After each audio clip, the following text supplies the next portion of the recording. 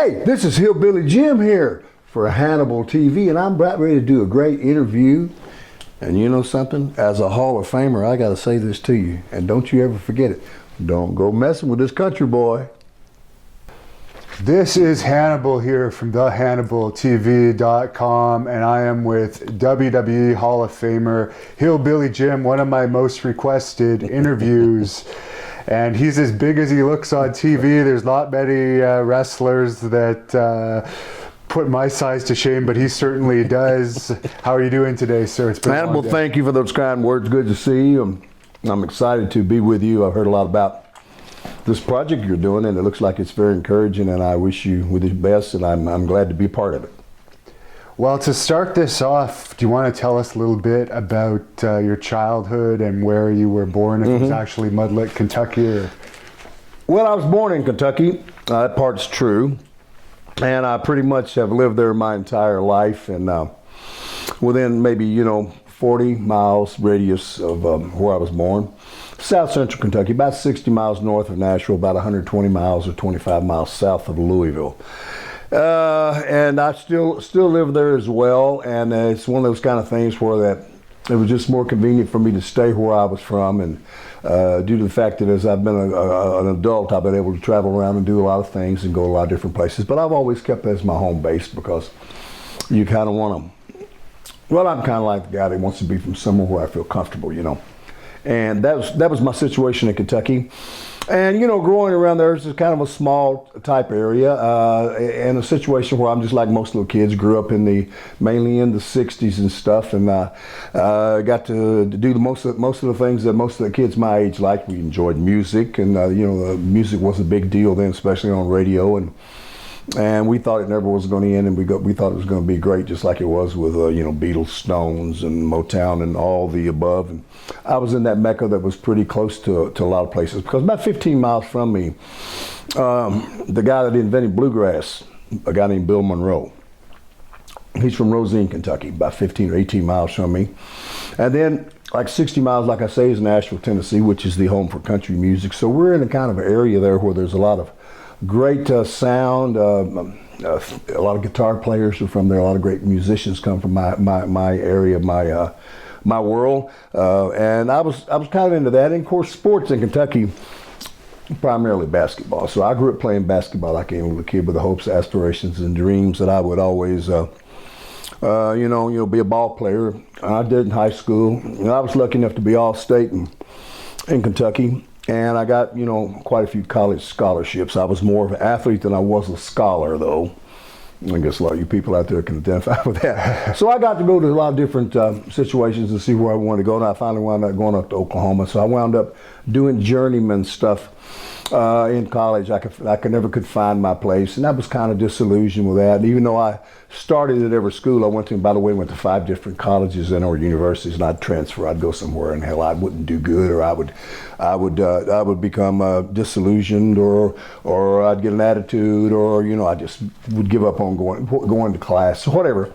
The regular stuff everybody would do. But I always worked out and enjoyed exercising, and of course I started lifting weights about the time I was maybe between sophomore and junior in high school, and I realized that weight training was something I really loved, and I gravitated toward it because I realized that you could see results and get out of it what you put into it, which made me very happy, and so I always did that. And even with the basketball, it kind of fell out. Everybody that plays basketball, especially in the state of Kentucky, all the kids in there, they always want to play pro ball if they can. So I gave a couple shots at that. Went to Europe for a while, played a little ball over there, and not for very long in Belgium, the European League. And then I came back and I tried out for the 76ers. That didn't last too long. Got cut because I wasn't drafted. But I was kind of disillusioned. So like I said, I began the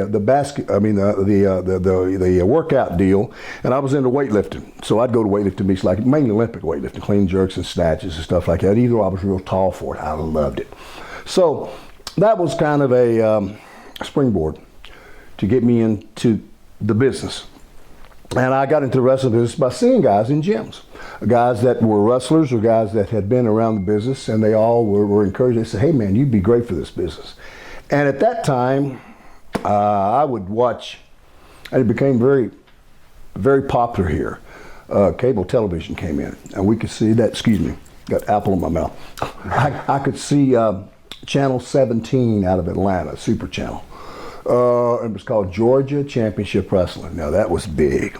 And I got to enjoy that on Saturday afternoons, and I got to notice that they had athletes in that business that looked like something that I'd want to be a part of. Because used to be the wrestlers that I'd see growing up all looked like guys next door mowing the yards with tattoos. You know, when I grew up, big bellies and all that stuff. And it wasn't very attractive for me, you know, to want to get into it, even though I watched it like most people did. But I started seeing Paul Orndorff's and I started seeing Jimmy Superfly Snukas and you know, Butch Reeds and Ron Simmonses and all these great looking guys that had you know, athletic, you know, ability and great looks. So that's what got me into the wrestling business. And then with the weight training, I just kind of fell into it because I went to a movie one day. A friend of mine, after going for a workout up at Western Kentucky University down in Bowling Green, Kentucky, and we went to see some movie on, I believe it was a Sunday afternoon, right? So we got in there and, you know, we was filling around getting ready to go to see the show. Some guy come up to me and introduced himself to me. He told me who he was. And he said, my name's Dale Mann, M-A-N-N. He said, I'm a wrestler and a wrestling promoter, you know, one of those local guys. And he says, my son has spoke to me about you because he's seen you training at Western Kentucky University. And he said he thought, man, this guy would be good for the business. You know, it was kind of a nice compliment. He said, would you be interested in getting into business? And I said, you know what, Dale, as a matter of fact, I think I want to give it a shot. And so we made connections, and a few weeks later, they would do shows at this place called the National Guard Armory there, or the JC Pavilion, in my hometown. And he said, if you'll show up on a Sunday early, I'll begin working with you. So Dale Mann began working with me, and that's how I kind of broke in and, you know, started on that level. That was great, and I enjoyed it a lot of fun, learned a lot of stuff real quick, and Dale was kind of an old timer in the business. God rest him, he's gone now, but I think about what good advice he gave me and how good he was to me. And he gave me, you know, you got to have a start wherever you're at, right? All of us do. And you never forget where you began if you're sincere to yourself. So he gave me that opportunity, and I was so delighted to do that, and it really started happening real fast for me. First territory I ever went to, Calgary. I got to go to Calgary. I got to go without knowing really what it was all about. Archie the Stomper Goldie, who was a well-known wrestler in Canada, in the United States too, in Florida. He'd wrestled as a Mongolian stomper, tough guy. Somehow or another, somebody gave him the head wind about me. He called me, and then Stu Hart cut me. Yeah, I don't know if you know the stories of Stu Hart. Yeah, this is Stu Hart's family, Calgary. And I didn't know the whole deal about the Hart family. I didn't know anything. I went in there blind about Stampede Wrestling. And, hey, we'd like to see about maybe bringing him in, and started talking to him. Next thing I know, I get myself together and I'm on the plane and I'm going to Calgary. So I stayed out there not so long, but it was like a fantastic condensed learning curve, because we get in those buses that he had and we go all over that parts of Canada out there, all up through British Columbia and Saskatchewan and everywhere you can imagine, Red Deer and these crazy places. And we do the Calgary Stampede grounds, and I got to hang out with the Harts and Bruce Hart, who is still one of my biggest buddies out there now. We got to be just great friends. I lived at his house for a while, and then I got me an apartment by one of their brothers, owned a home. So it was a big deal. And I was kind of getting into it, and I was trying to get my feet wet, so to speak, in my first territory, which was Calgary. Not knowing what a badge of honor that really is in this business. As I came along later, I realized just that was a holy grail kind of thing that I just stumbled into. So did the deal, and my mother became ill. And me being an old mother's boy, you know, I love my mom. And I had to tell Bruce and I said, look, my mom has gone towards the bad side. I've got to go home. So I didn't stay there long. Come on down, come back, and I guess I was there a few months, maybe 3, and I came back home. And then shortly after that, I got me an opportunity to go to Memphis. Jerry Lawler and Jerry Jarrett, they wanted to bring me into the Memphis territory. So, you know, I'd never really had a character, gimmick, any of that stuff. What were you in Calgary? They just call me Big Jim, and they call me an oil rigger, like an oil field worker, you know, one of those type things. They really hadn't put anything on me, you know. It was just, but I was working all the time and making all the shows and everything and learning a lot and having a lot of fun. Bad News Allen was out there, Kerry Brown. You know, everybody, you know, this guy and that guy, lots of Japanese wrestlers were out there. Did they ever rib you out there? Well, I was the kind of guy that was in with the boys who, me and Bruce, I knew about all the ribs. And you see, I'd had a little coaching from him on the inside about Stu and about the notoriousness of Calgary. And come to find out, Bruce Hart was one of the big ribbers, but he was my man, you know. So I was kind of smart to what was going on, and we would mess around. And I would be kind of on the outside. I would never do the ribs, but I was hip to the ribs, you know, what was going on. I kind of knew what was going on, and then they would tell me the story. So I never became involved in any of those Mabels or bad ribs, and there was tons of them that happened. But later on, after I got in other territories, is when I really realized the extent of that Calgary thing, how heavy that was, and how many guys that were kind of the who's who in the business at that time had came through Calgary. I had no idea. So anyway, after I was back home, and I got the call, and Jerry Jarrett and Jerry the King Lawler brought me in. He wanted to put a gimmick on me. So they decided, and Jerry Lawler decided, him and Jimmy Hart, a few people, that I'd be this motorcycle guy named Harley Davidson, you know. And then they put me with a guy who was a tremendous worker, a real hardcore tough guy, a guy named Roger Smith. And they were going to call us Harley Davidson and Dirty Rhodes. Kind of like, you know, Dusty Rhodes, but Dirty Rhodes. And we had a good tag. We were a giant babyface tag team. I mean, it was fun. So I got to wear all the chaps and a big beard and all those. Still had the big hair, and it was great. It was fun to be a big super babyface. And I stayed there for a little while. I didn't stay real long because Roger got mad at the promotion, and me being his buddy, I'm gonna go with you, you know, because he looked after me in a lot of ways, and he taught me a lot of the angles and ropes and stuff that I just didn't know. And that's where I learned a lot about Stu Hart, because Roger had been there. Roger Smith had been there, and he was telling me all these Hart things I didn't even know. And he, yeah, we do Stu Hart. He said, yeah, big bastard, big man. Let me see it. So Stu, and I knew, because Stu would size me up when I was out there going back to Calgary and get me down in the dungeon. But if he'd done it the right thing with him, he wouldn't stretch you. But he loved getting big guys. Like a guy like you, he loved to stretch you, man.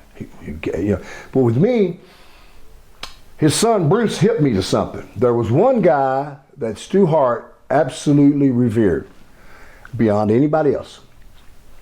And Bruce told me about it. He said, hey man, if you want to get over the old man, ask him about this. So I worked it just right. I got down there one day, and I said, hey Stu, let me ask you something, sir. I said, down in the States, we got a guy over in the Carolinas that everybody talks about. Have you ever heard of Luther Lindsay? It was like somebody opened up the gates to heaven to Stu. He just went from, he had a picture in his wallet, brother, boom, of Luther Lindsay. Not his wife Helen, not the kids, but this big Cro-Magnon looking black man named Luther Lindsay, because apparently Luther stressed the hell out of him one time, and he loved it. He just loved Luther Lindsay.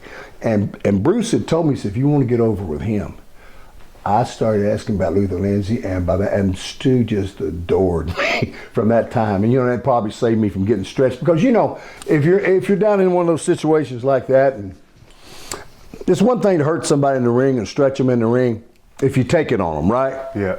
But if somebody says, give me your hand, you know, and they give you your hand, or give me that wrist, and next thing you know, they're into something on you, and you just can't, yeah, do that. And Stu was really big, a little bit tough, and maybe a little sadistic on there, because there's been millions of stories I'm sure you've heard of him stretching people out, and I've heard tapes of people being stretched out. It sounds like something from the twilight zone where guys are screaming bloody murder.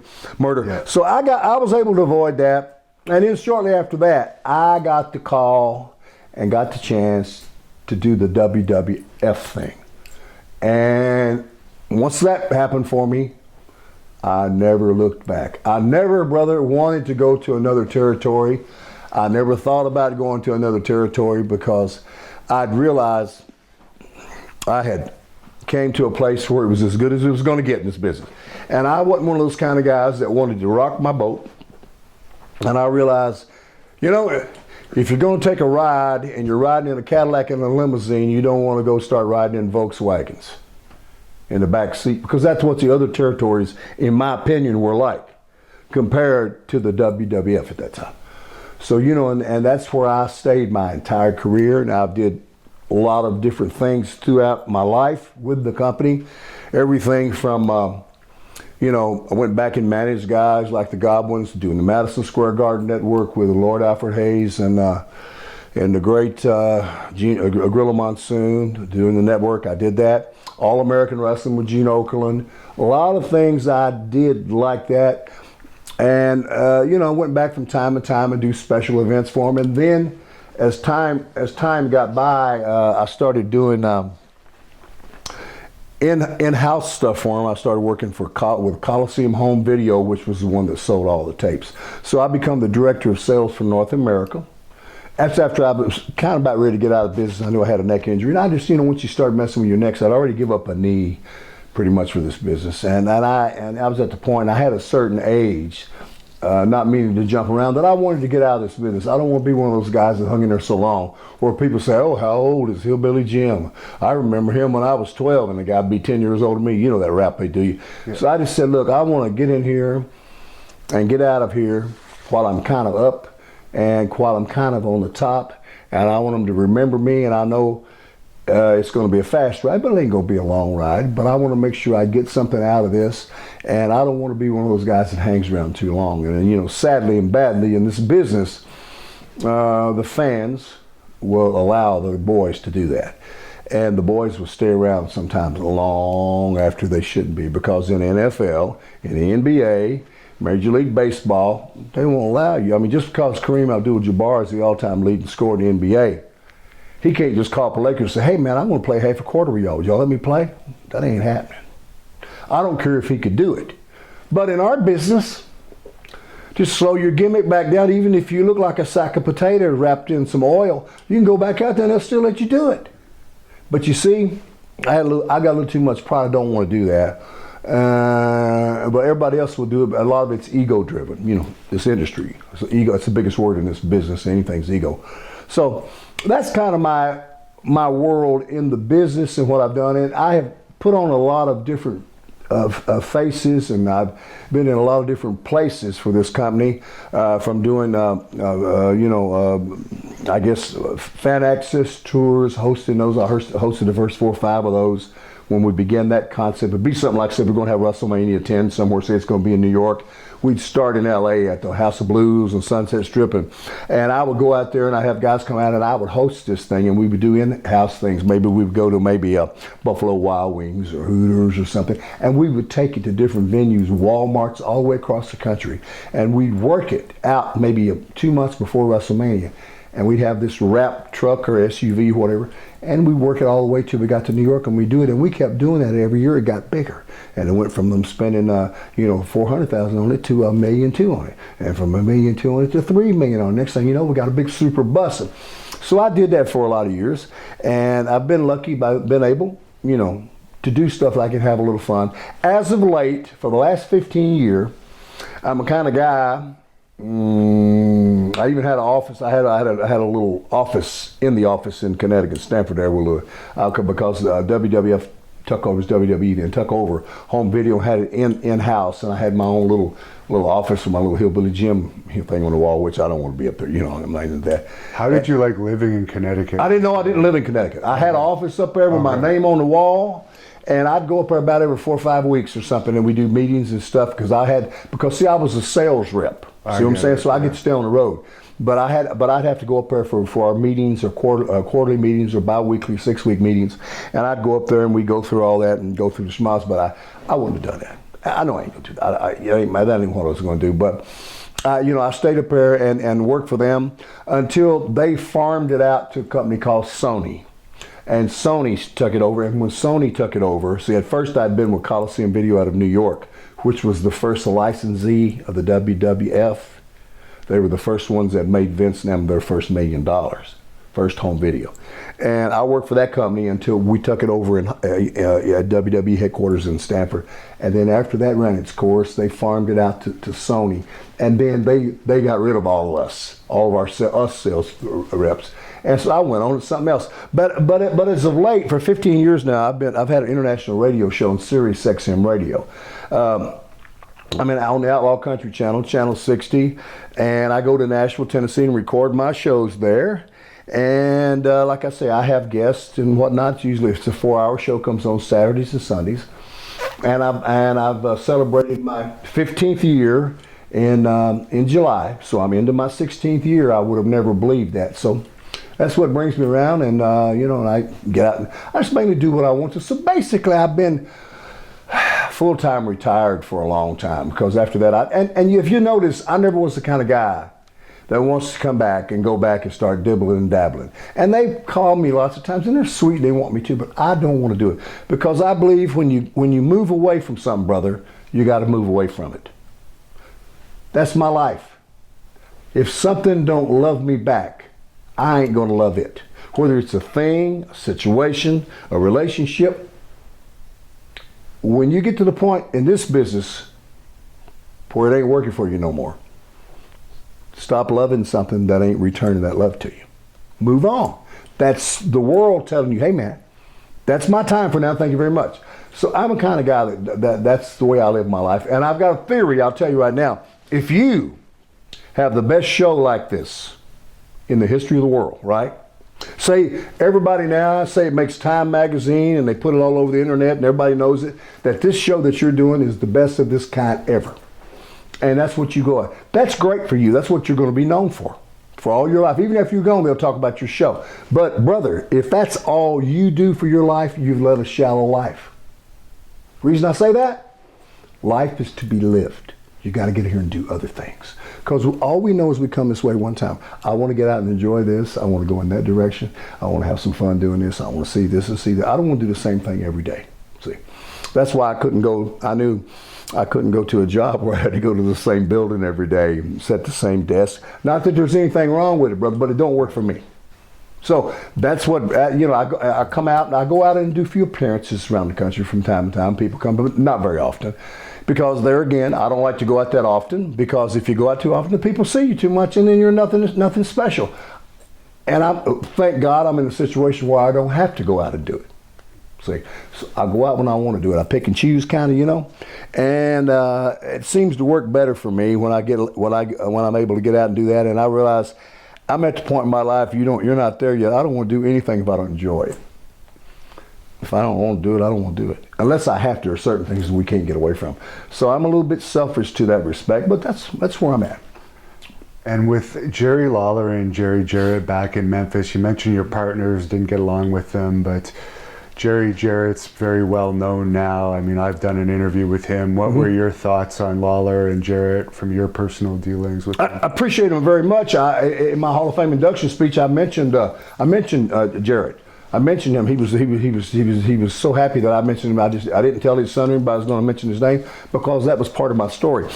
And they were very nice to me, and they treated me good, and they helped me out. And I'm never going to say anything bad about it. I didn't have any problems, but we did from time to time, like everybody does in a relationship. You butt heads from time to time, right? Yeah. And that's no problem. But I have nothing really bad to say about them. It's just that's the circumstance that I was under. And as long as you have to work for or under somebody, you're going to have to do things that they might want you to do that you don't want to do. And your only course, if you don't like doing it, is get yourself where you don't have to do it. Yeah. But I know I was very happy with my time in Memphis, and very happy to learn get my feet wet and learn what I was doing because I was green. But that was my situation. I tried my best to listen to people and learn from folks, and I always tried to hear what they were saying. And if somebody gave me a little bit of a tip, such as, man, don't touch this, it'll burn you, instead of being one of those guys who go, oh, I'm going to go on and say, I would always say, thank you, my friend. And I think if you don't take better advice, you're going to have a hard life. So they were great to me. And you mentioned you were picked up really quick for WWE. Most people toil on the independent scene or territories for a long time. How did you get picked up so quick? They like me. I went to Nashville, Tennessee one night. Old-time wrestler, Canadian wrestler named Bruce Swayze, beautiful Bruce Swayze, who was from Hamilton, Ontario, lives down in Kentucky now, real close by me. We've been friends forever. I met him in a couple of gyms years ago, and he'd encouraged me early on that I ought to get in this business. And he was the guy that kind of grilled me and schooled me on on what's going on in the business. That I might need to know the behind the scene things. That's an education. You got to understand. Dressing room etiquette, car talk, and what you do, how you get your foot in the door. Things. So Bruce took me one night. This was after I'd done the Harley Davidson thing in Memphis, and I was gone. I was just took a little time off. He took me one night to Nashville, Tennessee, to the Municipal Auditorium because the WWF at that time had a big card. I mean, everybody that you can imagine was on this one card. They had Stud and Bundy and Kamala, and they just brought in like Junkyard Dog for some other territory, and Snooker was on the card, and I just can't think of who all was on it. Just everybody who was on that card. And Pat Patterson saw me, and Bruce knew all those guys, right? He knew Pat Patterson. He introduced me. He took me backstage, and Pat and them flipped. They wanted me to work that night. Well, I did the cardinal thing that the boys didn't do. I didn't bring no gear with me. Because I had no idea. You know what I'm saying? It's kind of like going to see a rock show, and somebody says, hey, man, I want you to go up and play a few songs with me. Like, well, man, I don't even know. I didn't know. Yeah. So anyway, some of the boys, Roger Smith at that time, that was my buddy, he was working and doing kind of undercard stuff for him. He gave me some stuff, and Snooker gave me a pair of knee pads, and somebody gave me a pair of boots, and so I got out there and did a preliminary match with this kid named Tommy Heggie. Went through 30 minutes outside just before, because Pat Patterson just wanted to watch me. So I did that, and he said, I'm gonna go back to Connecticut, and I'm gonna talk to the appropriate people. So I said, okay, whatever. So he said, in the meantime, I want you to go home tonight. We're in Nashville now. Tomorrow night we're working Memphis. We're going to the Cook Convention Center. He said, I'd like for you to come to Memphis tomorrow. Go home and get your gimmick, which was the Harley Davidson gimmick, right? The chaps and all that shit, vest and hat. So I go home, I get my gimmick, and I make the trip to Memphis. And I do a match with a great guy, Salvatore Bellomo was his name. A great guy, he just put me on. I went up there and saw the match, and Pat was all about it again, and next thing you know, it was on. So within a month, Howard Finkel was calling me.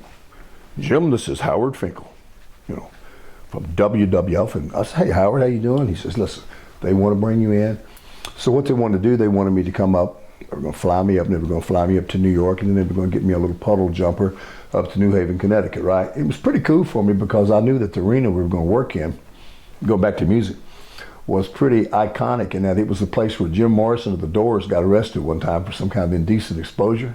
And somewhere in my little pea brain, I was saying, man, that's pretty cool, the Doors, So anyway, I fly up, and I go out there. Even I got that Harley Davidson stuff on. They let me work, and that's when it all happened for me right there, brother.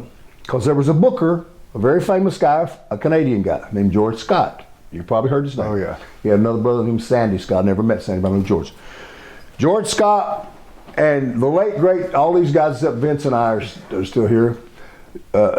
George Scott, the late, great Chief Jay Strongbow, myself and Vince, after the match, got into one of those dressing rooms. Vince had a program rolled up here. I'll never forget that. Holding his hand like Bear Brat. We want to get you, well, what are we going to call him? Actually, it went down like this. We were deciding my future right there. I mean, in real speed in front of me. Like, well, and this is and that and this is that. And, I'm just trying to get my foot in the door. You don't necessarily want to put in for a certain kind of gimmick like a hillbilly. Nobody want to be a damn hillbilly. Really? Really? But if that's what it's going to take for you to get into business, you get in. It's because I understand the importance of getting your foot in the door.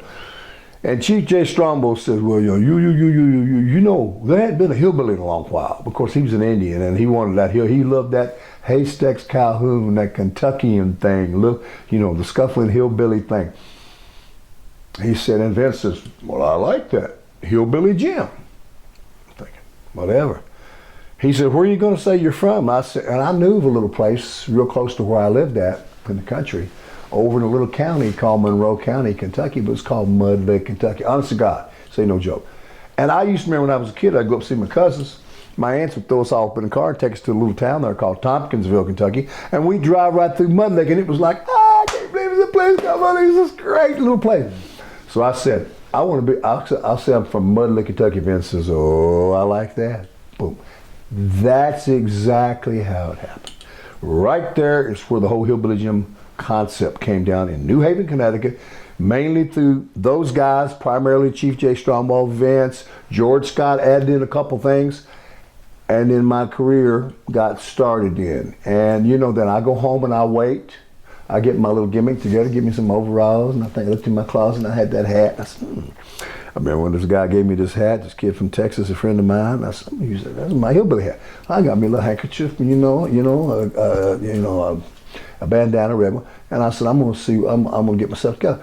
I go home and I wait, and they take care of me. They started sending me money home just to sit and chill. Oh, yeah, that's cool, man. I mean, because I could drive 2,000 miles in that Memphis territory and not make the money I was making just to sit at home. You know how that affects a young man.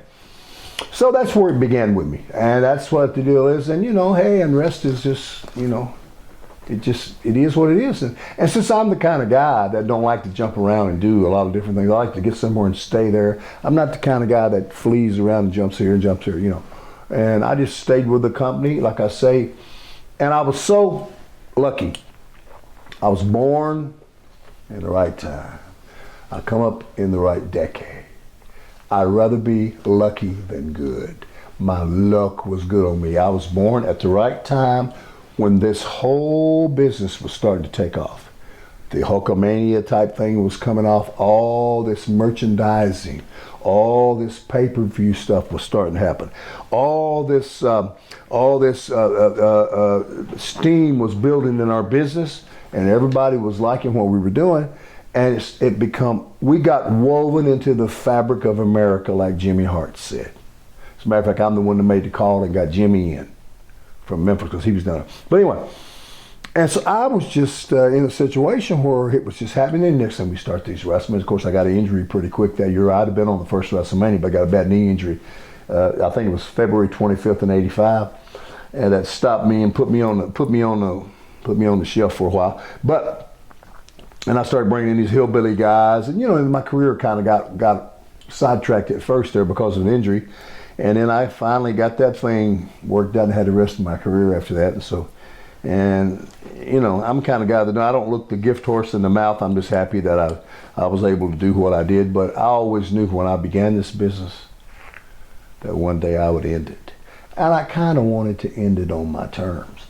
And, the longer you stay in there, it ain't if you're going to get hurt. Of course you're going to be hurt. You're hurt while you're doing it.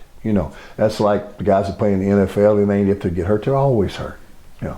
So my situation was, I always tried to look at the lily pad I was on, right, and look over to see if I could find another pad to jump on before I leave that one. And a lot of it has all been based upon, predicated upon this whole Hillbilly Jim thing.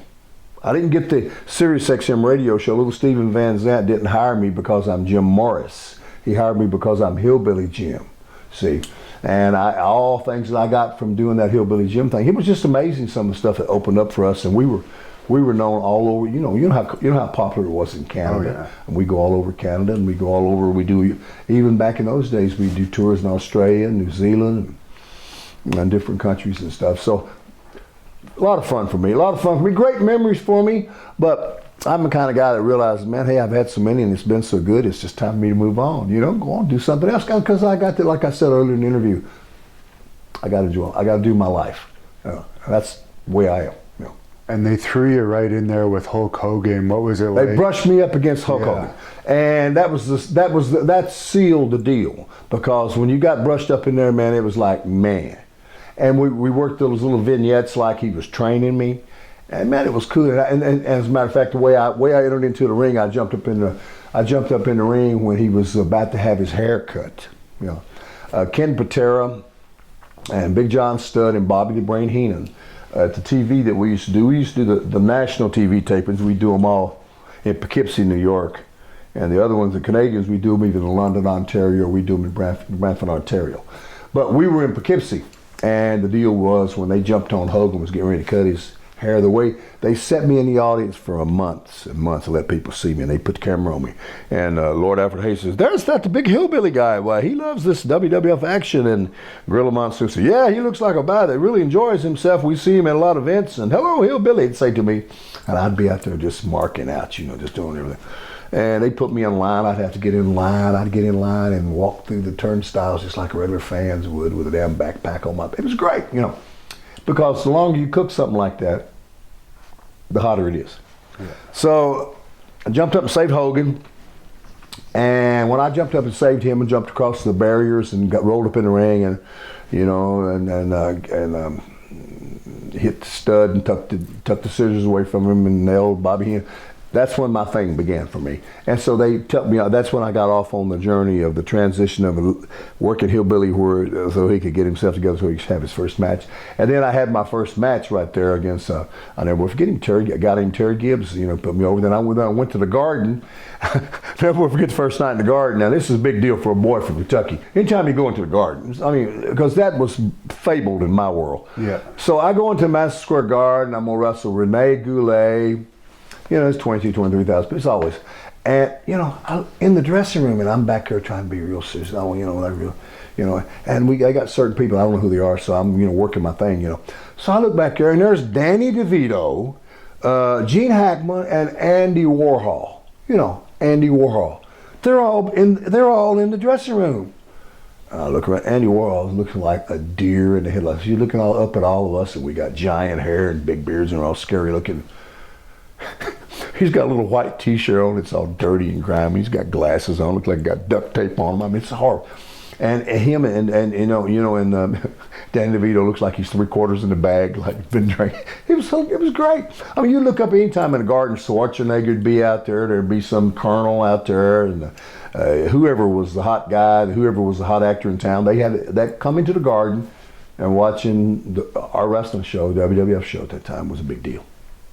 So that's something I really like that. That was a good memory. I remember WrestleMania 3 was big for me too because of the size of that crowd and the fact that it was at that time it was the largest crowd indoors in history of the world, and we knew we were doing something that was, as it turned out, it lasted a long time because it took a lot of years before that was ever broken. You know. So, how was Hulk Hogan personally with you? Terry's been wonderful to me.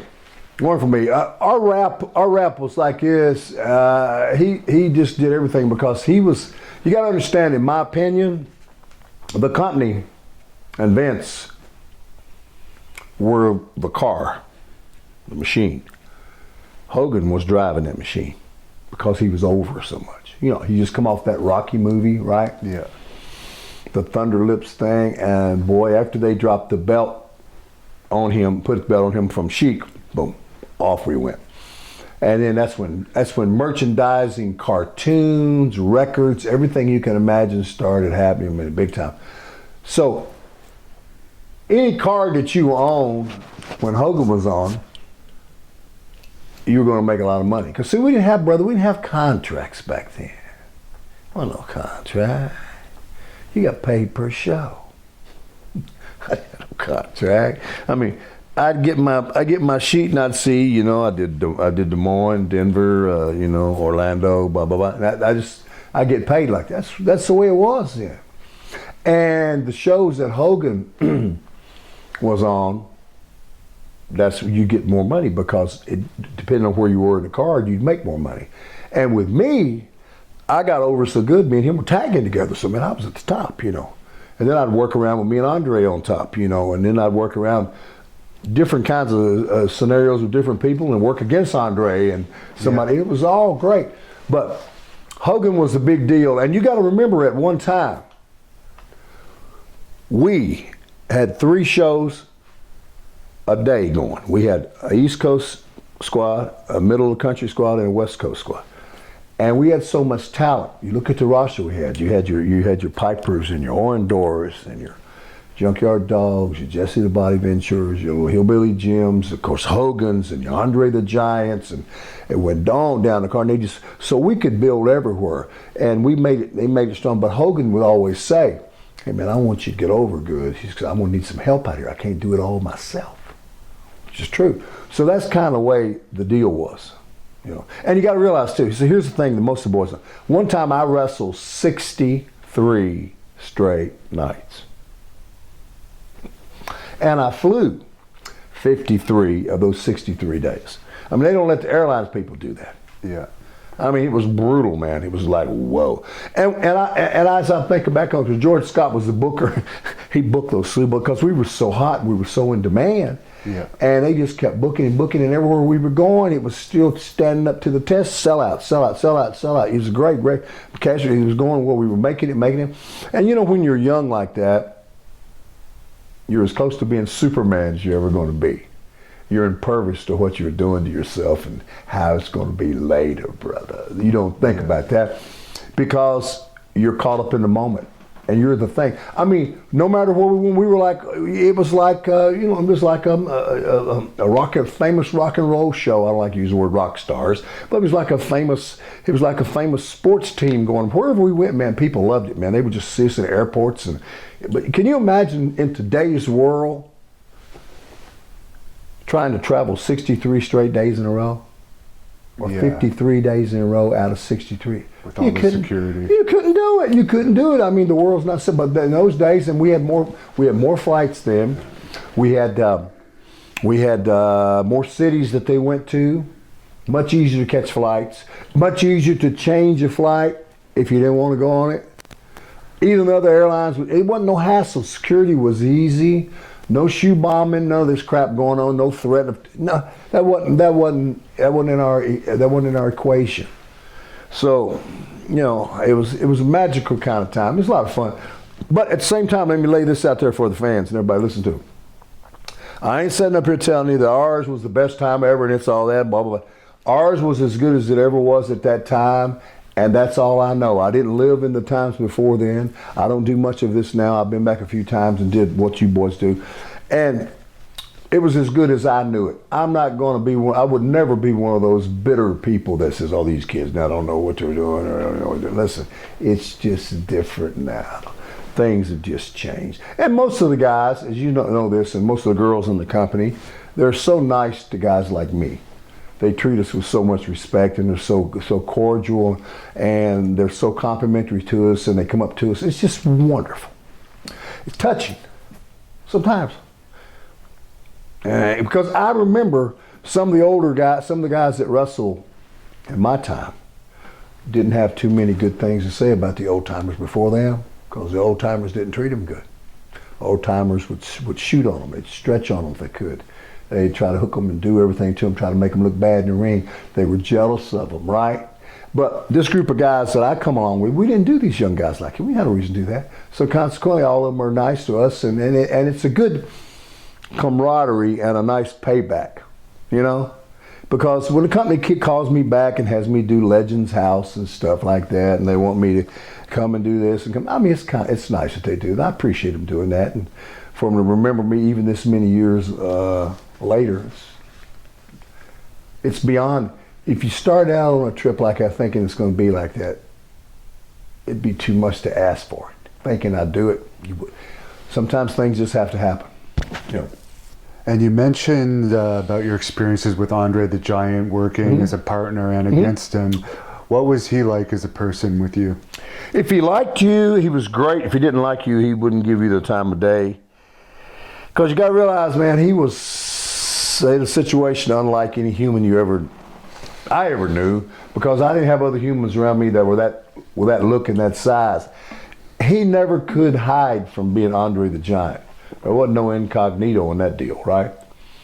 No. And he had to be there, and people always was like gawking at you. It don't matter where he was or whatever he does. How are you going to hide that? And I don't know how he stood up under it, probably as well as he did, but he was good to me. He was a different kind of guy. I think about him a lot even now. He's been gone for a long time. I kind of wish he could have lived longer and had a more of a say in seeing what happens in our world, in our businesses has changed, and he could have got a few more accolades while he was alive. But it was just a real pleasure for me as an old boy from down in Kentucky to crawl up in the ring and Andre and Hulk Hogan and, you know, Studs and Bundys and Pipers and the who's coming through, and if it's Dusty Rhodes, Harley races, and all these guys. I would have never dreamed that coming up, man, you know. And Andre, of course, is probably the big, that's the one everybody talks about because he was so fabled. And, you know, it meant a lot to me at the time. It means a lot to me now to think about it. And our relationship was like that, you know. We got on a plane one time in Miami, day after Christmas. We were doing these matches all around the country with Andre and I and Captain Lou Albano, 3 men. We were doing 6-mans with Bundy and Stud and Bobby the Brain Heenan. And we did a big show in Miami on Christmas Day. Depressing, you know, because it's beautiful, hot, and, you know, I don't want to see that. I'm a country boy. I want to see a little snow, you know. But I had to do the show. We did the show, and the next day we had to go to Dayton, Ohio. We're going to Dayton to the Hare Arena. So we get up to the airport early that morning, and Andre says, "Hey, boss, you sat by me." And I'm going, "Oh." You know, I got the big hair at the time, and I was about 45, 50 pounds heavier than I am now, you know, 300 some odd pounds or whatever it was, or 60, 315 pounds, whatever. And I get in next to him, and here he gets here, and he's 500 some 60 some pounds. Here we are, standing there. You know, I'm looking at him big. He says, "Let's have a drink, boss." So, okay, now you got to understand this. Cut through it, go through it, finish it up. They started bringing all these little bottles. Vodka guy, but he bring all these little bottles out, everything. From the time they allowed us to begin the beverage service to the time they cut us off, we had drank 56 bottles of liquor. I drank 8. He did the rest of them. Just on a flight from Miami, on a U.S. air flight that time, from Miami to Dayton. Before wrestling. In the morning, it was morning time. Yeah. But that's what he did. And I drank 8, but I was like goober face. I'm not really drinking, I don't really care about it. And he did all that. I mean, we went through everything on, and the girl said, the airline girl says, "You all have drank all the bottles." All the bottles. I mean, everything. The lighter ones first, then he went to the darker ones, rums and the things, whiskeys and whatnot, and he got on the wine. It's crazy. He had those capabilities. I mean, he was a big. He had a hand so big. He had fingers so big that you could take his ring and you could drop a silver dollar right through it. Just boom, right through. Wouldn't touch nothing. And you know, a silver dollar's about that big. You know, it's crazy. I mean, it was like unhuman. You know, and when you wrestle with him, it was great. But when you wrestle him, you'd hit his body. You know, from working with boys, he was like hitting a. If you've been on a farm and you ever grabbed a cow or horse's body and felt how that big old, that's what Andre's body felt like. It wasn't, you knew it wasn't a normal deal. It wasn't like regular human proportions. And it was great, man. I mean, just to be around him and, you know, hang out with him. But I enjoyed working with him in tag partners. That was a lot of fun. It's quite a lesson to have to wrestle him, you know, because he wouldn't suffer any mistakes that you do out there. You know, he was pretty unforgiving. And there was a lot of guys that, you know, got caught up in, not me, because I was hip to what was going on. And then I wanted to make sure I do the right thing, make sure that he got what he wanted, because after all, that's why he was and still always will be called the boss, you know. So that's my Andre stories. And I miss him, man, all the time. Sometimes I wish he could have seen some of the stuff that we've seen in the last 15, 20 years that he didn't get to see, So. And you brought up Harley Race. He unfortunately just passed away. Any story about Harley? Oh, he's one of my best friends. When you start talking about Calgary and all these places all around the world where Harley Race's name is right up there, everybody just loves Harley. Harley used to come out here. It doesn't matter what all the territories were. Harley Race was just that guy, man. He could just get it done, and he was just. I don't know if he ever was in a gym. I know he drove by a lot of them real fast. He didn't need to, he just had that thing. He began pro wrestling when he was a teenager, probably before he was old enough to do it. Mid-teens probably, and that's all he ever knew. He only got strong from working in the ring, working with guys, and he was one of those 60-minute guys that go, in all these spots and stuff. And he could just do stuff in that ring, and he could just follow. You just follow him, because he was that guy, and you had to defer to him. And he's one of the only guys I'd let do things to me that I didn't let anybody else do, because especially things that be honest with you, brother, I had never done before, moves I'd never had to do. But he said to do it. I said, what do you want to do? He'd tell me. I said, I ain't never done it before. Don't worry, I'll take you. I said, okay, brother. We do stuff like that. One night, Nassau Coliseum, right? He says, I tell you what we're going to do. I said, what are we going to do? He says, sometime during the match, and I don't know if you've ever been in the day, in Nassau Coliseum, the rowdiest crowd in the business was Nassau Coliseum. Maybe Detroit, Nassau, mainly Nassau. Vicious. Never cold blood. Pittsburgh, Philadelphia was pretty rough too. Nassau, I believe, was the head of all. Harley and I'm going to do a match with Harley. Harley's already a little old up in age, and here's what he wants to do with me. And you got to understand, at that time, I'm 313, 14 pounds, whatever, big, long, right legged, right? He says, here's what we're going to do. And I said, Harley, I ain't never done this. He says, I want you to pick me up like a slam, right? He said, but I want you to go back to the rope. And he said, here's what we're going to do. You lean back, I'm going to lean back on your chest. He said, I ain't going to hook no rope. No, he's going to do all the hooking. And I'll let go, and my legs were going to go up, and we're going to flip over, and we're going to get the floor. And I said, Harley, I ain't never done that move. I said, that's the stuff I do for the little guys. That ain't for me. He said, just don't watch, whatever.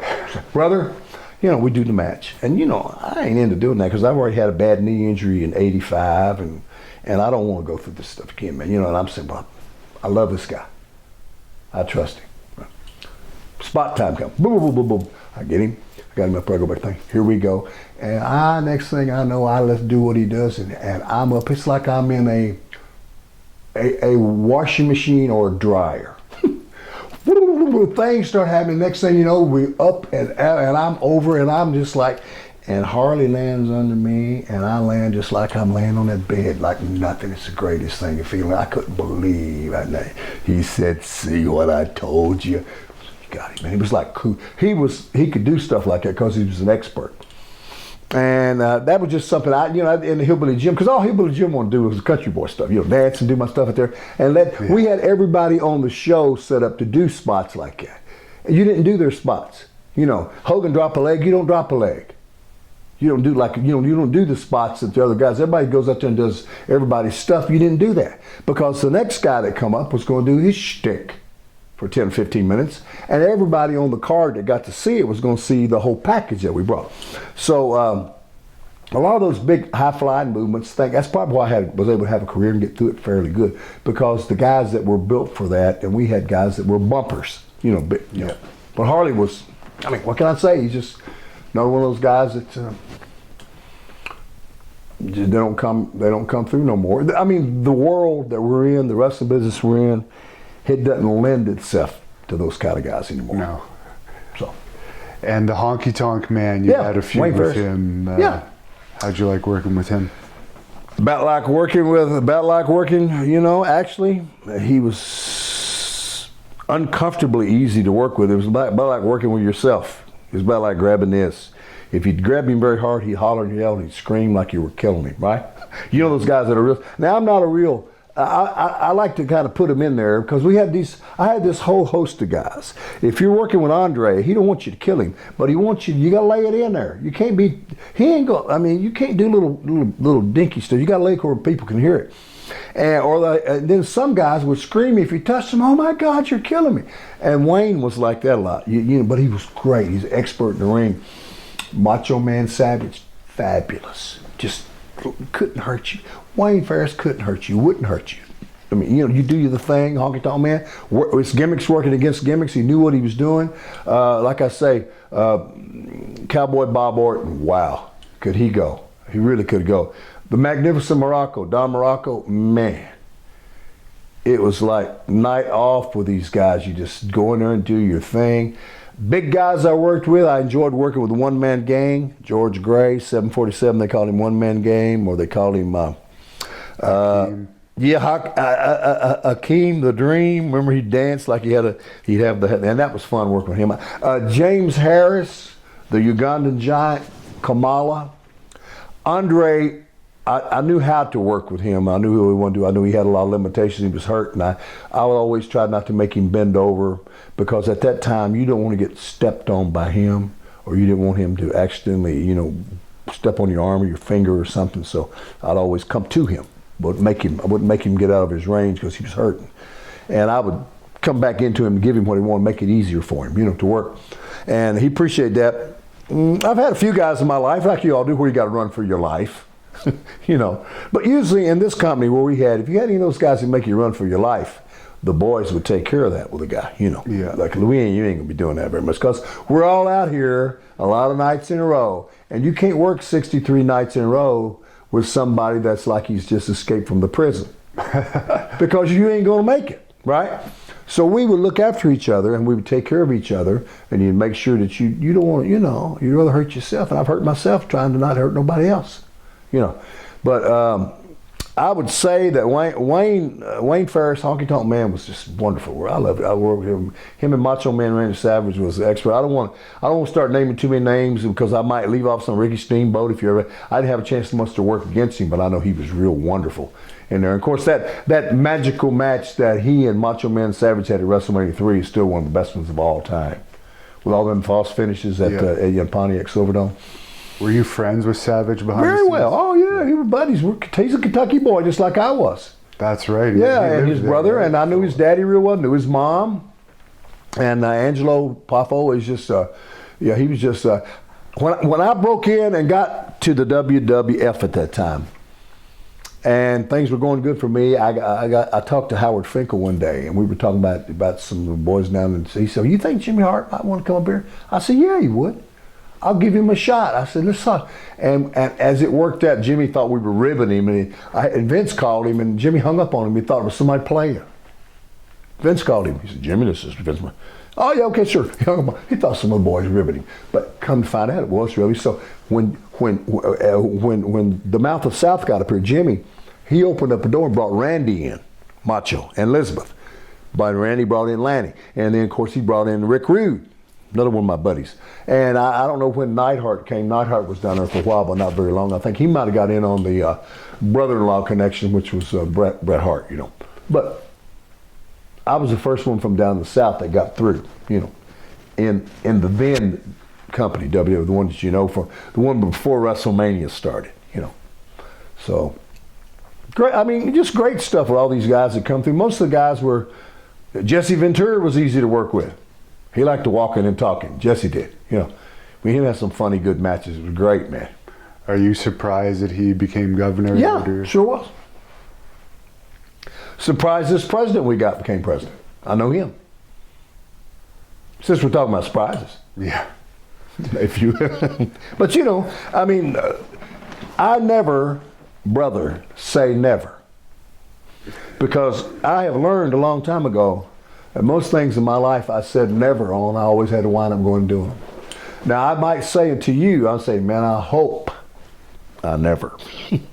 But that's about the extent of my never vocabulary, Because life will make you do stuff you don't. Oh yeah, I already know that. You already know. You're knowing more than that all day. Yeah. for the Waking Up Alone song that everyone remembers from the Pile Driver album, any memories of that, and who was Gertrude? What made you pull that out of your head? What did you pull that out of? Everyone wants to know that, and like everyone thought Gertrude was the name of your pig. Here's the magical moment on that. I've never to this day met that woman. Really? Never seen, I wouldn't know that woman if she ran up to me and give me a hug and told me that I was a relative. And by the way, I cut my part of that Waking Up Alone in a studio down in Midtown Manhattan. It might have been Hit Factory. She did hers in Nashville. They were put together, and I've never seen that woman to my day. There's no anything about it. There's no mystery. There's no Paul is dead. You know, no magical stuff like on Beatles stuff where somebody's saying something to me. There was nothing tricky about that. The first song that I did, the Don't Go Messing with a Country Boy song, I did part of that in New York, and I finished it with the great late producer Joel Dorn over in Philadelphia, and they had the band on there that played. It was Joel Weisburn and Deliverance. You know, there was a great movie out called Deliverance many years ago with Reynolds and John Voight, and that song, diddle-ding, diddle-ding, diddle-ding, ding-ding. It's the same people? Yeah, that's the same guy. Wow. Same guy did that. They're the ones that did the track on me, and of course Marshall Chapman, she's the one that wrote it. Her and maybe Shel Silverstein had something to do with it in Nashville. I recall that, but it's funny how those things happen. I mean, you know, with studios and stuff like that, there's a lot of that going. You never even see those things. And since it was kind of a one-off thing, that I just had a dream about you, you know, that Waking Up Alone thing. It's kind of a little cool thing about the road. And I didn't enjoy it as much, of course, as I did that Don't Go Messing with the Country Boy thing, because I heard it all the time, and it was my theme thing. You know, I went all over the world with that. And it had that Hillbilly Jim Temple thing. You knew what was happening, you know. And it's funny how people get those things.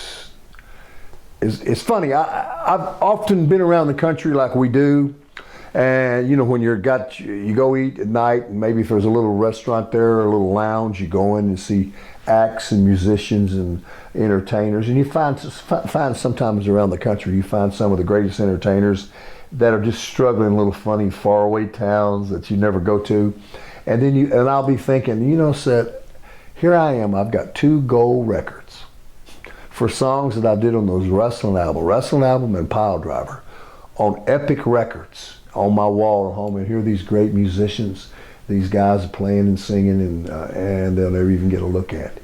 It's all about being in the right place at the right time, right? Well, Waking Up Alone, I like that song, and I did find it unusual that in the Pile Driver music video, that's the only one that's not in there. Yeah. So, did they ever explain that? I'll tell you what I think. That there was a problem with some licensing on it. Oh, okay.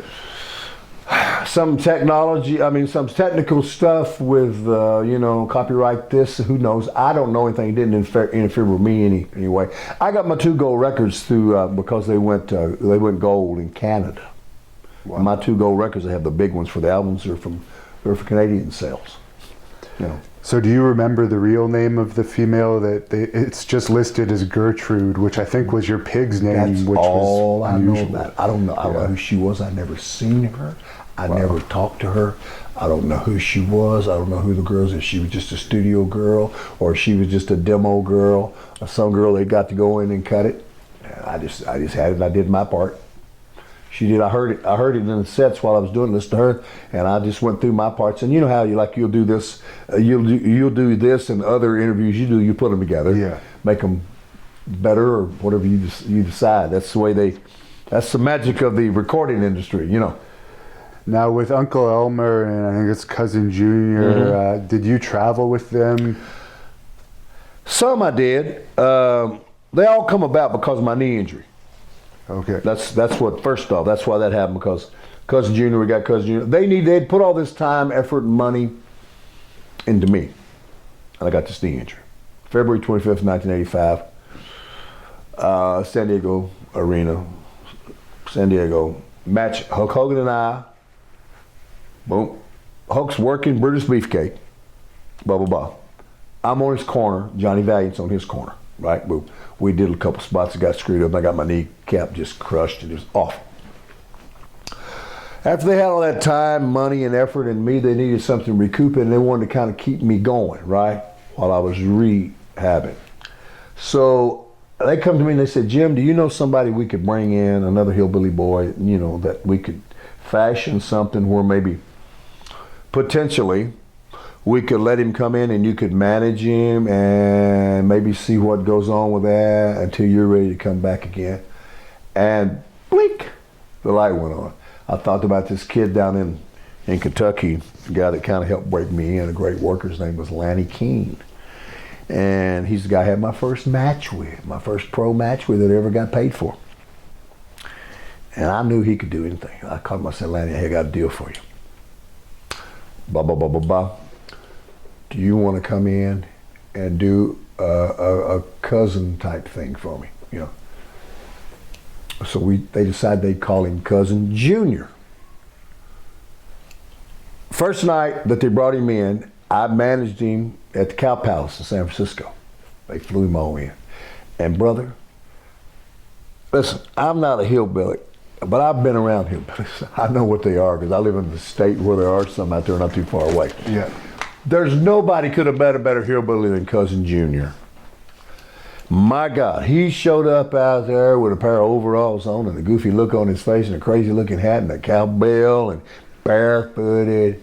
And who else he could work anyway? You know, he could do the get down, he could do that mule kick, you know, and he could do all kinds. He just could fly. And he could take bumps. He was great.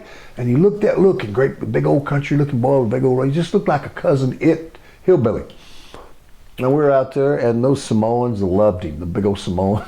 You know, every one of them's 315, 320, and they all look like they could just kill, you know, livestock with their hands. So we're walking to the ring, and they're about to beat me and him to death because they love us. And he gets up in there, and he just kills it. I mean, he's great. So he's doing good. He's doing good all around. The matches, cousin Junior's doing good. Chief Jay Strongbow loves him. And then Lanny kind of flipped out a little bit to him. I guess he, you know, whatever, personality thing, running his mouth in the dressing room, whatever it is, something about this, something like that. Thought he had more money than what he had. And then he started messing up a little bit. Lanny Keene is the one that I brought in, was Cousin Junior. Okay, that was. God rest him, he's gone now. Okay. But Lanny's the one. Lanny Poffo is Macho Man Randy Savage, but it's a genius, as we call it. Okay, I thought you meant that Lanny Poffo had an issue with just him. another Lanny. You don't hear too many Lannys, I guess, in this business. But he was good, but once he kind of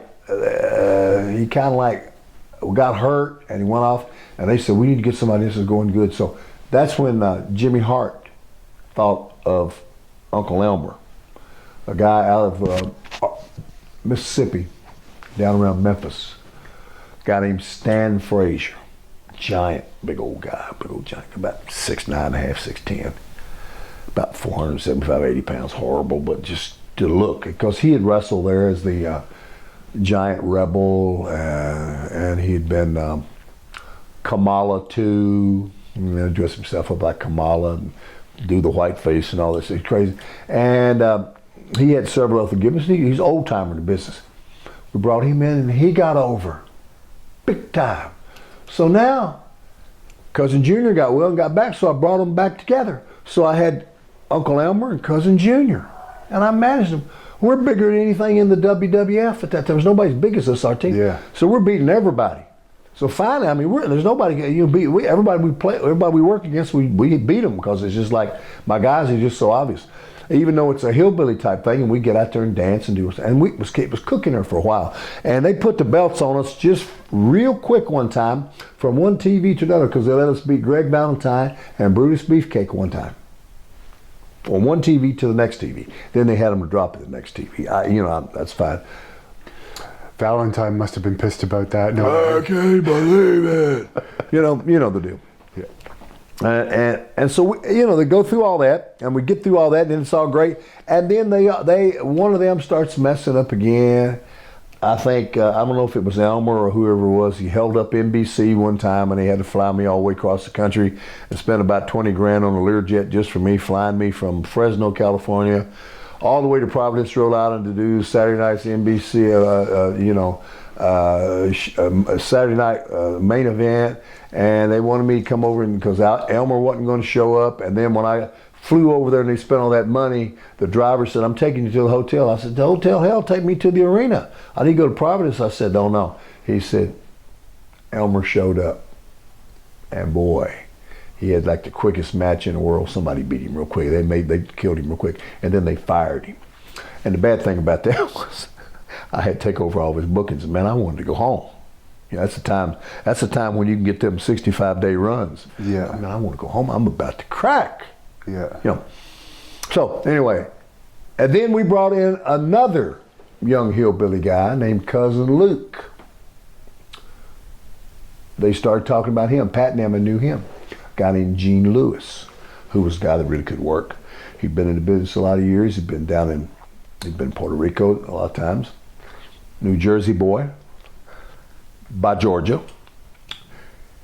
Been around, and he made a great little hillbilly. So I had him and Cousin Junior as hillbilly. I managed them for a while, and they did good. And then finally, it was just a little bit of drama with them. And Cousin Luke didn't get over as good as the first two did, Uncle Elmer and Cousin Junior. And finally, as my leg and towards the end of that year got to hitting better, they finally just more me, and then it was me and Cousin Luke doing tagging, and then finally, they went on, and it's just me again. Once I got healed up, I resumed my world. But I never really caught the steam I did before I hurt that knee, because they had me set to go all around with Hogan, me and Hogan, tagging. That's when I was really going to get, make my money, as I told you. Huge. And it just didn't work out that way because of injuries. But by George, it just, one thing closes, another thing opens, and you just roll with the flow, man. And you mentioned Pat Patterson helped bring you in, and then you were on Legends House with him. And I guess you were probably working in the office when there was all that controversy regarding the agents. Everything was settled, but what's your opinion on some of that controversial stuff with Patterson in the early 90s? Well, you see, you mean the stuff with Mel and all those guys, Mel Hilbert and those guys? Terry Garvin, I think. Terry Garvin, those guys. But you see, I never did have that was innuendo that we would I'd always hear the deal. The boys the next day, everybody talk about it. I never had no public problem with that or no personal problem, but it was kind of an uncomfortable time, that kind of stuff being talked about. But I never saw it with my own eyes, but the guys would say what they saw, and that's the eyes I'd be hearing through and looking through, So, and I never had no problem with anybody, Jim Barnett and all those guys that were up there, You don't fit the profile either, though. No. Well, I asked Pat one time, I said, me and Duggan, we were laughing, all of them laughing, they were all drinking one time at Legends House. I said, Pat, I said, Jim and I were talking, and Duggan hadn't said a word about this. This is from my brain. I said, they were all sitting around having beers and shots of stuff, and Gene. I said, Duggan and I always wondered, all the years you've known me and him, how come you never took a shot at me and Jimmy? He said, "Are you kidding? You two aren't my type." And it was hilarious. We just loved it, man. It was the best thing ever. So I don't know. But my situation was different. I never had those kind of problems. I mean, we had things. We had steroid issues, and all that was a big scandal one time too, right? Yeah. But that was a big deal. A lot of things, and a lot of stuff happens in this business. And you have to kind of roll with the flow and deal with it and see where it brings you. But all of it pretty much was weathered, right? And it just went on, and it all got worked out some sort of way or another. I don't know the particulars about if there were any legalities or how severe the legalities were, nor the ramifications. All I knew is look, I ain't got no, that thing ain't my thing, and I'm just trying to make my money like I normally do, because that's what I was here for. I was there, to get paid, number one. I wasn't up there just to party and hang out and blow my money every night in the bars or something. I wanted to make my money and move on because it was a business to me. I'm glad I did it. I love it. I appreciate it, but I don't watch sports that much since we're talking. Anything. If sports is coming on, say it's Game 7 a Major League Baseball, or it's Game 7 of the NBA or Super Bowl coming on, and I get a chance to go work out, I'm going to go work out. Because I've been one of those boys. I know what those athletes think of and not of you. And it's not that interesting to me, and here's why. No matter how good they are or aren't, I've probably seen better. And it's hard for me to get with a game that I've seen thousands of games of it. And they'll talk about this player or that team, and I'll be thinking, I remember this team such and such year was better. I remember this player. None of these players can come up to that. It's like in 1970-something, before you were born, I saw a horse one time named Secretariat. Racehorse. Yeah, I've heard of it. Who annihilated the Triple Crown. And you see, you're not running against horses, you're running against time. Yeah. His times have never, and they're so fabled, they've never really been approached since then. Some of that stuff, it's mythical. So when I watch horse races, if I watch a Triple Crown, I see this great horse win it, I can't help it but my little pea brain, instead of me sitting there and appreciate it, I'm thinking, man, I saw Secretariat one time. So it's hard for me to, get with it. So I'm a kind of guy that's not a voyeur. I'm more of a doer. You see what I'm saying? Yeah. I want to get out and do my own thing, and I'm happy for everybody. And there's no pretense that I'm mad or something was better in my time. It's just different now, And I'm in a different space. Isn't that what life is all about? I think it is. What do you know about Wayne Coleman? Anything? Oh, I've done actually 4 interviews with him. I'm good friends with him, and I love Wayne Coleman. He's always talked highly of you. I love him. I wish he could got his life together a little bit more with his girlfriend Valerie. Remember Valerie? You ever talked to about Valerie? Yeah, they're still together. They're both not in great health, though. No, but Valerie, what a sweetheart. He's got his daughter? No, because his daughter lives in Florida now. He's still in Phoenix. Still in Phoenix. Yeah. I love Billy. What a look he had, man. Can you imagine? Can you imagine how Billy Graham would have got over looking like Billy Graham does and did in his day today with his social media? And he went to the ring, brother, with all this Facebook and shit. He went to the ring without any music. There wasn't no bombs and arterial the howitzers going off. He just went out there and did Billy Graham stuff. It was like, wow. Him and the Grand Wizard. Do you see them? How he looked? Oh, yeah. Oh, man. Do you think Billy Graham, if they had given him the Hogan push and turned him face? He was Hogan before Hogan was. Yeah. You heard his interviews. The Billy Graham, listen, brother, these hands can crush coconuts. And he's like, wow. All the stuff he could do, man. I'm lifting barbell plates, eating T-ball. He had this whole thing about it, man, posing all the time. He had the rap down, man. He could write you. I mean, Billy, I'd had him on my radio show. He said, Hillbilly, I'm going to write up a little thing for you. Write me up a little thing, and I'd say it. He'd say it over there. It was great. Some of that limericking and rhyming like you do like Muhammad Ali. Yeah. Sure, he could have got over. Absolutely. Because he's the precursor to Hogan. He's the precursor to the Warrior. Right? Yeah. I mean, he invented the name Superstar for a wrestler. Superstar Billy Graham. Yeah, baby. Yeah. That's one of the best Billy Graham impressions I've heard. You understand, brother? He was kind of like something in between Dusty Rhodes, and he had a little bit of a pimp talk to him, man. He was the greatest. I mean, you could just watch them interviews he would do when he'd come out with that tie-dye on, that savage tan, like he was just about burned under a flame, and that hair, and man, it was like a hippie looking, far out, like cosmic, San Francisco musclehead. Wow. How did you guys end up gravitating together? Billy had came back into the company after he'd been had hurt. He'd had a couple of injuries and stuff, and he needed a little help, you know, and they brought him back. Vince brought him back. His hip was bad and everything. And he come back, and man, I was delighted because I'd never been around Superstar Billy Graham, and I know the deal on him. He was fabled, and he come back in with, you know, with the tie-dyed tights and all that stuff, and I got to hang out with him, so we'd ride some together, right? He'd say, Hillbilly, hey, I'd take him in the car with me, or we'd get the car together, me, him, and somebody else, and we'd get to ride. Me and Blackjack Mulligan were big buddies, you know. We like to go, when we go out to Texas, or excuse me, to Arizona, Billy would take us out, and Blackjack would take us out to the real, authentic Mexican restaurants, where they only spoke Spanish. I mean, out in some little dive thing, and it was unbelievable.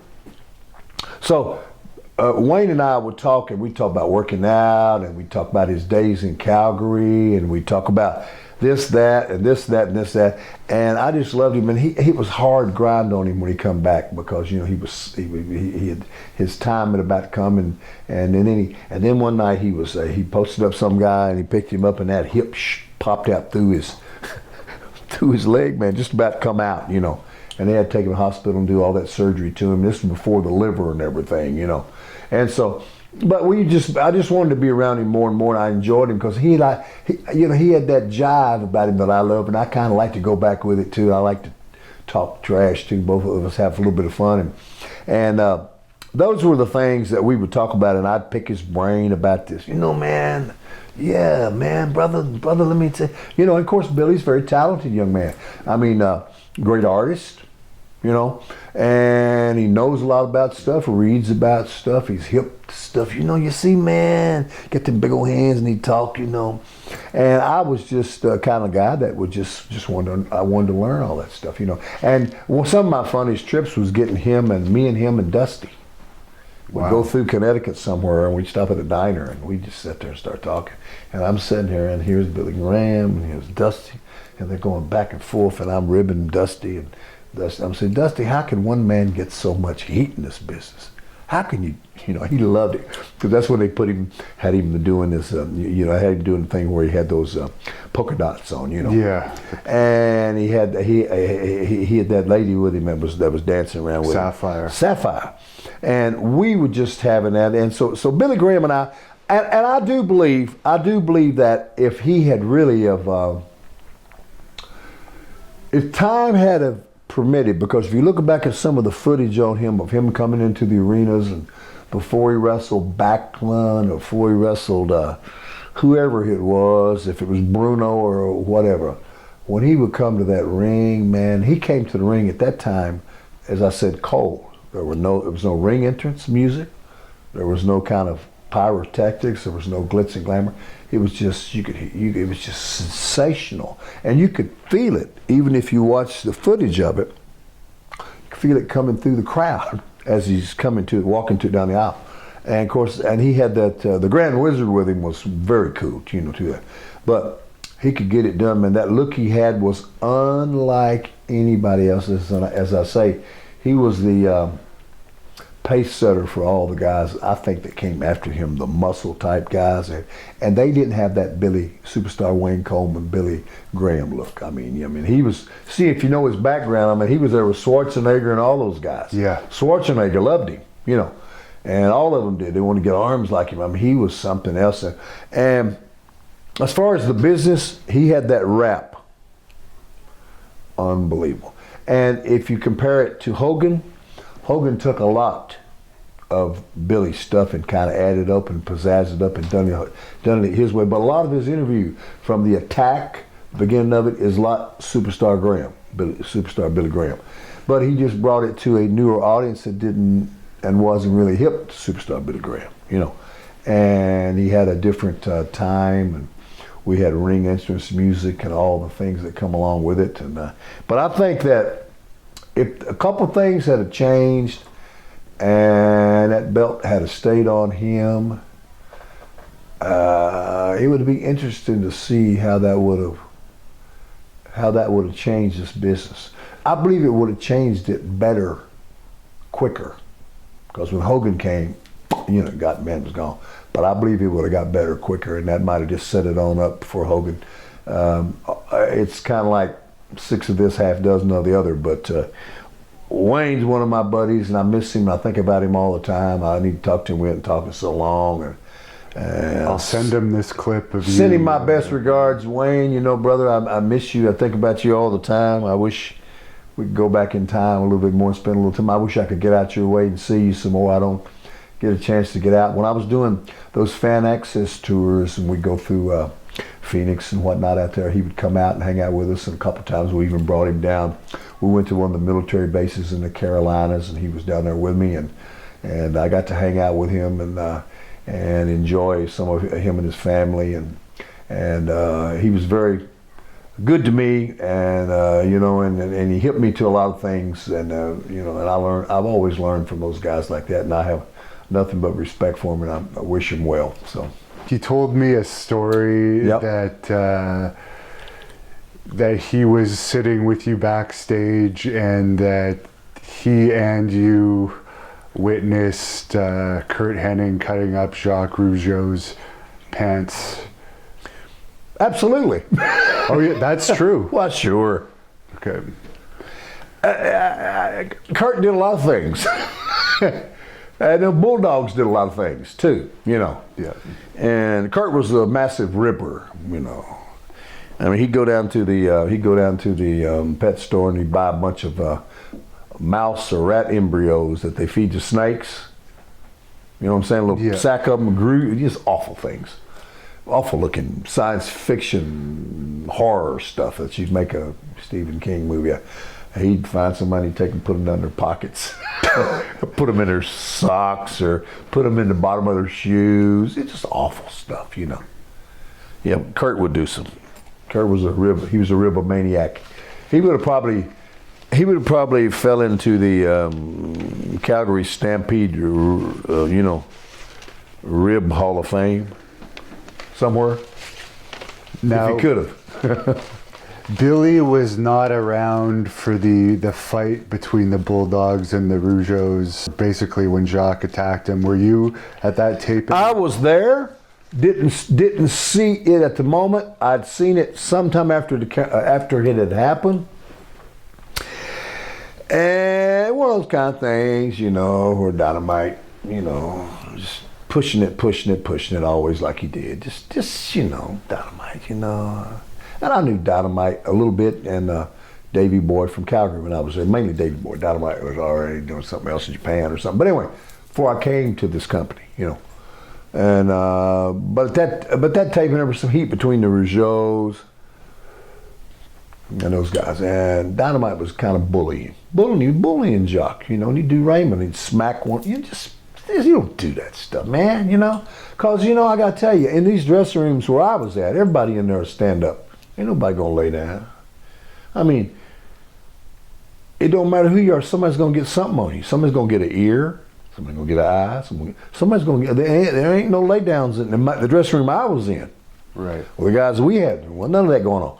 I mean, even guys that didn't do stuff like that, they weren't tough guys, you still ain't going to push them off. But him doing that, I mean, they do stuff like they get Danny Spivey, he'd like cigarettes, they'd get his cigarettes and spray paint them yellow. They'd take his boots that he'd spray his boots with, his Hulk Hogan yellow looking boots, Spivey, and they'd spray paint them yellow and put them back into things, and they knew how to get into his Halliburton. They could break into safes and stuff, whatever. But I'd seen Dynamite shortly after that with the tooth missing, you know, when Jacques or Raymond, whichever one, Badabadined him. But he walked around that corner, man, and they let him have it, man. You know. And Dynamite being salty, he just spit that to, oh, okay, I'll do what I want to. All this don't matter to me. We don't show you. That's why he talk like that. He spit the tooth out, and he just kept it like it, just smiled like it was the greatest thing ever. Never even got it fixed. Never even wanted to get it fixed. Didn't care. I guess it was some kind of badge of honor or something, you know. But a lot of those things didn't happen in our company so much because it was counterproductive to what we were doing. This wasn't some little territory somewhere, you know. Yeah. A little small place where you got, you know, just silly stuff. This is a big deal. You got lots of money tied up in this, and you got a lot of people that have income here, and you got a lot of people that are depending on this for a living. And the company didn't tolerate a whole lot of that. If you were doing too much, like there were some bad ribs that was played over the years, and I've seen a few things that happened, heard a few things, and I know they really did go down. But there again, that's the beauty of me. After hours, especially, I'd stay away from that stuff. A lot of that stuff happened after hours in the bars and stuff, and if I ain't there to see it, I don't see it. You know, dressing room stuff. I mean, I was around for the Danny Spivey beatdown of Adrian Adonis, which was monumental. That was it. Adrian that was doing the yellow spray paint. No. Dynamite. Dynamite would do that. Dynamite was doing. They love Spivey, but they would still rib him. Okay. I mean, you know. Yeah, because they loved Harley Race. They loved the King. Harley is a king. I love the King. And they get Harley drunk. They get Harley, just kid stuff. They get Harley drunk in the bar somewhere, and Dynamite would urinate all up down his legs. Harley wouldn't even know. Because he used to get him so drunk. Just evil kind of stuff, right? You feel me? Evil stuff. Dynamite would whiz all up and down his leg. Didn't they get Outback Jack too? They got Outback Jack and ripped his thing off, and you know his him and Neidhart and those guys. And I guess they got his jacket tore off, his little crocodile and stuff like that. And I think the one that got him real bad was the time that somebody must have hellsound him or something one night in Frisco. And you know, because he was Outback would you know, he's just a nice guy, but he'd come over a little bit overbearing, right? Like, you know, I think Morocco and maybe Fuji say, hey, you want to go drink with us? I don't know if you blokes can drink with me. You know, well, you don't say to Fuji. Now his stuff could go dark real quick. And somehow or another, I don't know. The story was, what happened was, they got him out and got him drinking. They must have started bombing him, right? And they got him bombed real good. And when they realized they got him knocked out, they said, "Oh, it's okay, take him out. Let's take him." They took him up and put him in his room. And the thing that got weird, this don't have anything to do with the Dynamite thing and taking off his crocodile off his back and taping him on top of a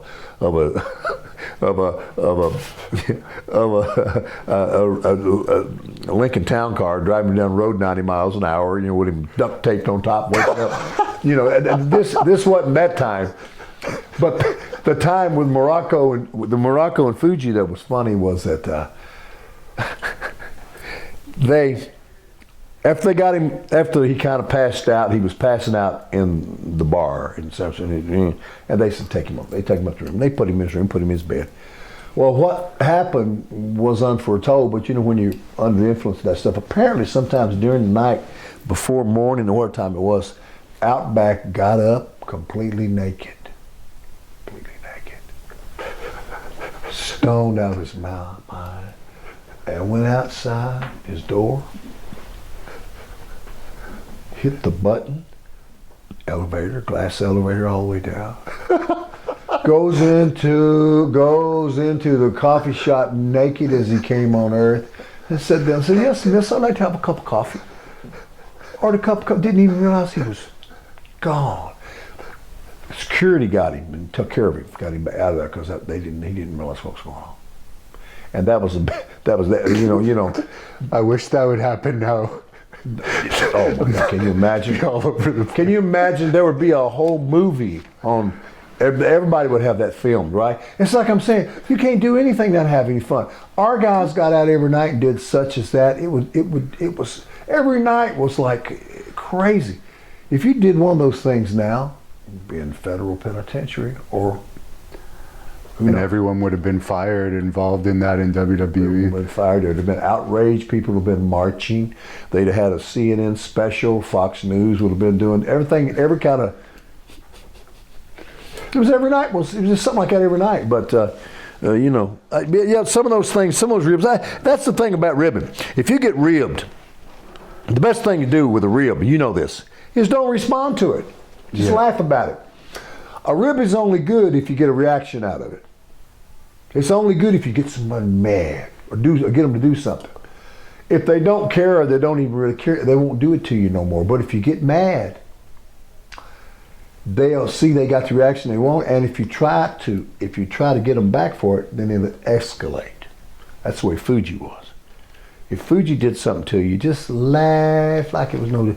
Do not retaliate, because he's going to go on, and it's going to go to the gates of hell, possibly. Leave him alone. So when somebody would do a little something, I just laugh like I didn't care, because if you don't care, the rib is mute. Yeah. What's an example of a Fuji rib that would go to the gates of hell, as you mentioned there? The famous one that they always say that I wasn't around. Here we go. It was kind of like, I don't know, but I haven't heard, but it's famous. Was the Bow Wow teriyaki. I'm going to guess that must be a dog then. Okay, I didn't hear about that one. Apparently, it was somewhere in some territory where him and Morocco was at, and some guy, one of the boys that worked with him, owed Fuji some money. And he wouldn't pay Fuji no money. He said, "Anybody want my money?" Wouldn't pay him Papa his money. He said, "I want my money." And the guy's, "I get your money. Your money's good with me. Don't want." So anyway, Fuji got to Morocco and said, "Hey, tonight we're gonna have a special meal tonight." He said, "Invite so and so over." He said, "Oh, okay." He said, "We're gonna have teriyaki tonight." Teriyaki. Oh, Fuji could cook, right? That was his rap. He was a real good cook. Yeah. So apparently, they brought the guy over, and he had the teriyaki all set up in the kitchen on stove and all the stuff you need, rice and whatnot, and this and that. So they had 2 big old things of teriyaki. And Don Morocco went in there. This was it. I don't even know. You know how these things get out of hand. If Morocco was to hear this, he might say, "You're crazy, hillbilly." What I heard was it Don got ready to get his teriyaki, and Fuji said, "No, Don, you get out of this one. You get out of this one." All right. So he goes and gets teriyaki. And they're eating it, and so he serves the other guy teriyaki. And they're eating. He says, "Boy, Fuji's teriyaki is great, man." He says, "Nobody can cook like you. That's great, man. Oh, it's good." He said, "How you do this?" He said, "How you cook so good?" He said, "I've been cooking a long time." Oh, long time. He says, "What kind of teriyaki?" That's the best. He said, "That's a special teriyaki I got." "What do you mean?" He says, it's a special called Bow Wow teriyaki. It sounds like some Asian. Bow Wow teriyaki. He's like, what does that mean? He said, "Bow Wow." He said, "Yeah, very good teriyaki." He said, "Yeah." He said, "Man, that's the best ever." He said, "Oh, you like it?" Fuji gets up, right? Goes to the kitchen, grabs a garbage can, takes the top off it, reaches in and grabs this dog head. And it's his little pet dog. He's feeding him his own pet dog.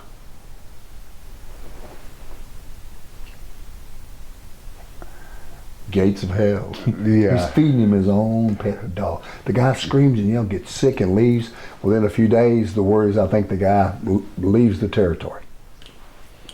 Because Wow. he knows, man. That could cause murder with some people. Well, sure. Yeah. Or the horror of it, you don't never know, since you've never been through something like that. One doesn't know what he's going to do till he experiences that. But my point, you don't want to go there. You don't want to be there anyway. But that was some stories. But those are ugly things. And everybody do other little funny things like, cutting off somebody's pant legs, or they get Jerry Lawler's crown and take a crap in it. Because everybody didn't like Lawler, him being the king, and Jerry getting mad, and he wants to do a DNA test to find out who did it, find out who did the stool. I'm like, really? Wasn't it rumored that it was the Undertaker that did that or something like that? I heard it was Henning. Oh, Henning. I don't know. Because I don't know who did it, but they said it was a bunch of and of course the king wanted to have the stool sample. That's funny, huh? But it's kind of stuff that I don't want to do. That's kind of like fraternity boy stuff, But that's the way the business used to be. Back in the old days, man, they used to do awful ribs.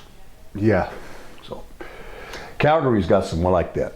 Yeah, I was ribbed a bit when I first started too, so I know what some of them are like. But I learned, like you did, not to put it over eventually. Put it over. If you do, you're entering into the trap.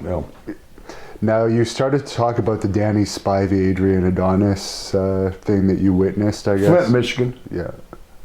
You were on that car there. Yeah. Flint, Michigan. We do, apparently, Adrian, I never had no problem with Adrian. A lot of people didn't like him. And he would, if he wanted to, he could wrestle, right? So he could chew you up and he could do some stuff. you know, he was good. He was okay with me, and I was all right with him, and, you know, respectful. So apparently he got in that ring with Danny, and he started doing cute stuff to Danny. Spivey, you know, little trying to stretch him. And then he was doing a couple of things Danny told him to stop doing. He kept doing it, doesn't matter. And Spivey just knocked him completely out and left him in the ring. Referees don't know what to do. People are like, what? He's mad, he's furious. He goes back to the dressing room, you hear him screaming, he's to Pat, you keep that son. So I mean it, Pat, if he comes back here, that son. He was furious. He said, well, I don't know what to do, you know, and oh, so what's going on, Danny? Oh, sorry. So when Keith gets up, Adrian, he goes back there. He comes walking up there. What's going on? What happened? And he got a big mark on where he knocked him out. What happened? And then he goes in and he tries to leg dive Danny Spivey again. Well, Danny Spivey's left-handed, right? Brother, he come back with a smokehouse punch from Mississippi, way out here somewhere, and he brought at every one of his punches he was throwing were landing. And it was like you hear a melon get, and every time he would hit him, it would rip something. And he knocked him down and blood flowing. And he said, you do. He got back up, tried to go again, and Spivey, another one of these big punches over, just rip, boom, just like blood flying everywhere. And Pat's going, oh my God, let's stop him like that. And Junkyard Dog, God rest his soul, he did, him and Spivey, him and Adrian owed him some money over something, and he hadn't paid him or whatever it was, and they were mad at each other. It was some kind of deal they had. And Pat was saying, break it up. And Junkyard Dog said, no, Pat, let him fight. And and Spivey just about, I mean, he said, Pat, I mean, I'll kill him. And it was crazy, man. He was like, wow, man, that was some severe stuff. I mean, it was a bloody pulp. He just beat the hell out of him. I mean, it was, but you know, I understand the situation, but then again, I don't know if the 2 or 3 wrongs make a right. It just wasn't something I'd want to do. I ain't out there for stuff like that, man. Yeah. I just want to go out there and do my thing. We're trying to, and stuff like that's ugly to the fans, and they hurt your town, you know. Yeah. Because it's not pretty. Wasn't that the first time it ever came to Flint too, or something like that? I heard it was a big crowd and everything. IMG Center, what it was called. Yeah. It's still there. I don't know if it was the first time, but it was a big crowd. Yeah. And the last of the altercations in the locker room I'll ask you about that happened during your time, I don't know if you were actually working that night or not, was Billy Jack Haynes and Mike Sharp. I don't know if you were. That was in Detroit, Michigan. And I was on that card too. That was at the, was it either Cobo, I don't know if it was the Joe Louis or the Cobo Arena downtown, because they were both down there. Because we had several places around Detroit. We worked there. We worked those 2 things. We worked Auburn Hills when that come up later. And of course, way out there, Pontiac was where the Silverdome was. Yeah. I never did get that. I always liked Billy tremendously. I got along with Billy. Mike Sharp was just a wonderful guy. You know, idiosyncrasies, you know, the cleaning thing he had. I mean, he'd get locked in the arena. He'd be working out in the shower, and they'd turn the dogs loose on him and stuff, because while everybody's gone, he's back in there working out and trying to do the old Johnny Valentine thing where they work out with a hot shower. He's a working out guy. But apparently, you know, and Mike was a little stiff. You know, he wore that black, he's a Canadian guy, right? You know, yeah, Hamilton. He wore that black thing on his forearm here, and he liked to bend you over, and he liked to just lay him in. Well, my deal when I work with him, I let him bend him over, but I wouldn't leave my neck out there like a turkey, because he would turn the lights out on you.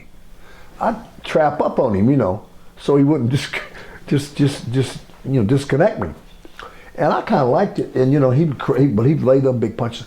Apparently, he was laying them in on Billy too hard, and I don't know if there was a little something between them or Mike felt something. But anyway, Billy was mad, and they got back in the dressing room, and boy, he teed off on Mike Sharp pretty good. Mike Sharp was pretty defenseless because Billy could box a little bit, really box, and he beat him up pretty good. beat my pretty good buddy, him up, but it wasn't. I'm just glad I don't have those things that I have to live with that I did. I'm sorry, man, I did that. I wish I hadn't did that. You know, and we all got things in our lives that we kind of would like to have a do-over. But I'm just glad in this business you don't probably ever hear too many things about that with me, because I wasn't that kind of guy. You know, I just want to get in there and do my thing. This ain't no place to be a tough guy. Right. Not really. I mean, we're all the guys in there are tough guys, you know, to put up with what we got through. But just going through what we're doing and the entertainment value of it, and try not to kill ourselves and kill somebody else and pulling it off and entertaining. But that was tough enough without having to go in there, because you know a real fight's ugly. Yeah. Right. And I didn't want to have to go through all that. I ain't there for that. You know, it's not like you don't want to have to go out there and really run for your life. You know. Now Hogan has said Bundy was stiff. Did you find Bundy was very stiff with me? I had to work with Bundy all the way around right before WrestleMania. What was it? 3? 2. Okay. Which one was the one where we were in? We had, I think 2 was one where we had the Battle Royal. Yeah. And with the NFL guys. Yeah. Okay. 2. I went all around the horn putting Bundy over, because he was getting ready to work with Hogan. Right? Yeah. Because WrestleMania 2, we had it in 3 different venues. It was in Nassau, I think. Yeah. Chicago. And LA.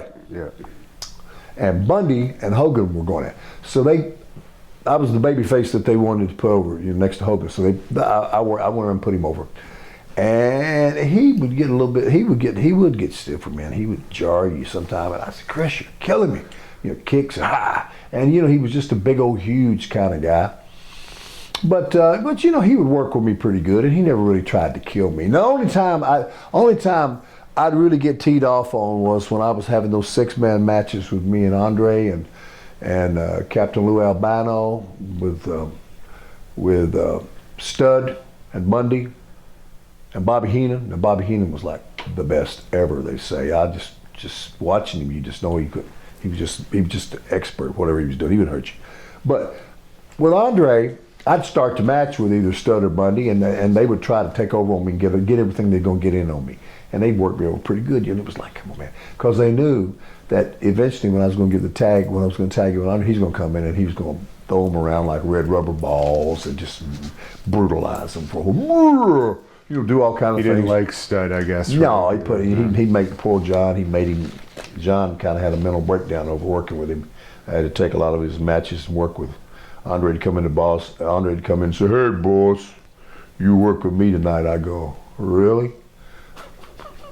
Because Stud would take off and he'd have to go somewhere and get some, you know, mental help. You know, he just could take it. So I'd go working. But, you know, he could be a little stiff. He could be a little bit stiff, and you know, but most of the guys were, you know, I kind of am a big boy. I kind of like it a little bit where you can feel. I don't like it. I don't necessarily like that little old, that thing that Macho Man and Honky Tonk Man were so, they were like a baby, you know. Yeah. That was just a little too much for me. I mean, I like a little bit where man, you know, where, but I didn't want to go crazy. It's like Bob Orton. I mean, you couldn't do that stuff. I mean, you just go in there, right? But he wasn't going to kill you. He knew what he was doing. But you kind of want to feel the guy, don't you? I want to feel what we're doing. Yeah. But Bundy was a little rougher. Bundy was a little rough because he was such a big locomotive anyway. You know, he's real fast. The first step to it, he was pretty quick. You were both faces, but did you ever have any contact with the Ultimate Warrior? I knew Jim real well when he first come in. Worked on a lot of cards with him. We rode a bunch of times together up and down the roads and stuff, you know, and try to understand him. And I never had any matches with him unless there was some sort of over the rope, you know, elimination type thing or something. But never had to do any straight up matches with him, and I never had to tag with him or anything, you know. So he would always used to be on the card, you know. His deal was that running and, you know, and doing all that stuff he was doing, and he was still. A lot of guys were mad about that stiffness with him. He tried that with Andre one time. He ran across like he run across one time, and he was doing all these candy buckets, and Andre didn't want to. And Andre just when he run up on Andre just shot that big giant hand out there, and boy, it stopped everything. Caught him up under the neck and just. It was like he grabbed a squeak toy, you know, and it was funny because Andre would have to put him over, you know, but he'd stop him just real quick. Like it was hilarious. He'd run that thing and do it.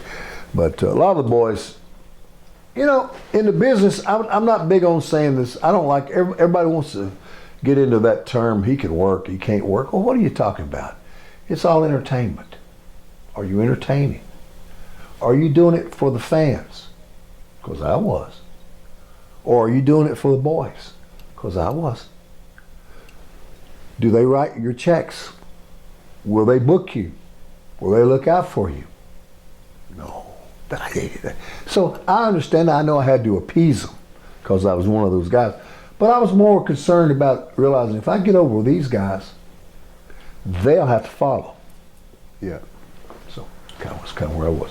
As you've talked about throughout this, after your first WWE run, you worked behind the scenes, and you came back to manage the Godwins. How did that whole situation come about? That come about when I was still working with Coliseum Home Video.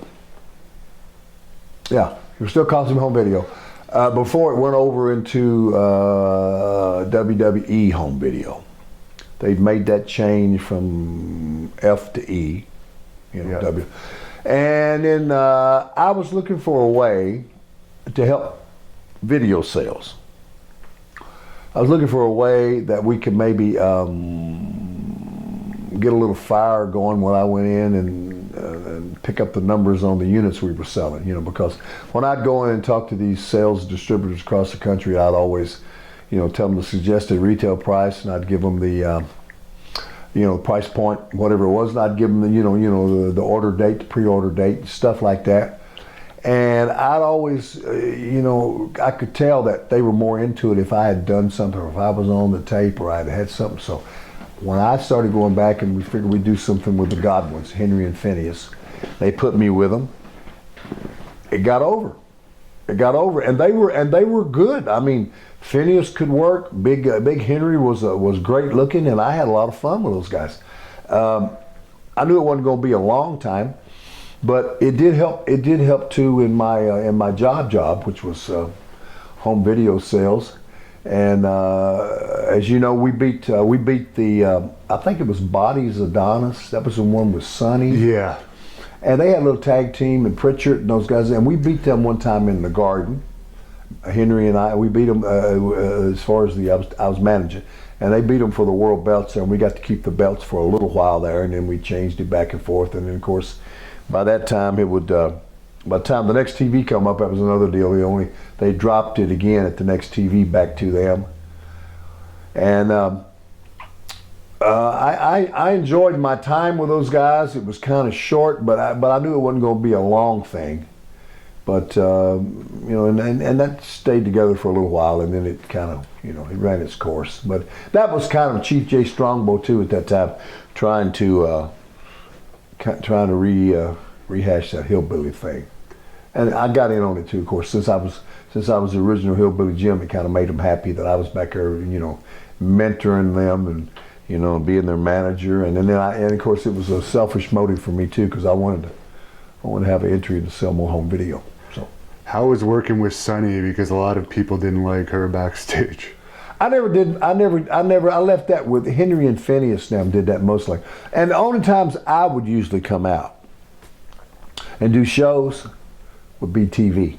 I never even showed up to too many. I didn't show up to many house shows. Okay. You know what I'm saying? No. So I have to go through all that. So when I saw her, it was in a different capacity, right?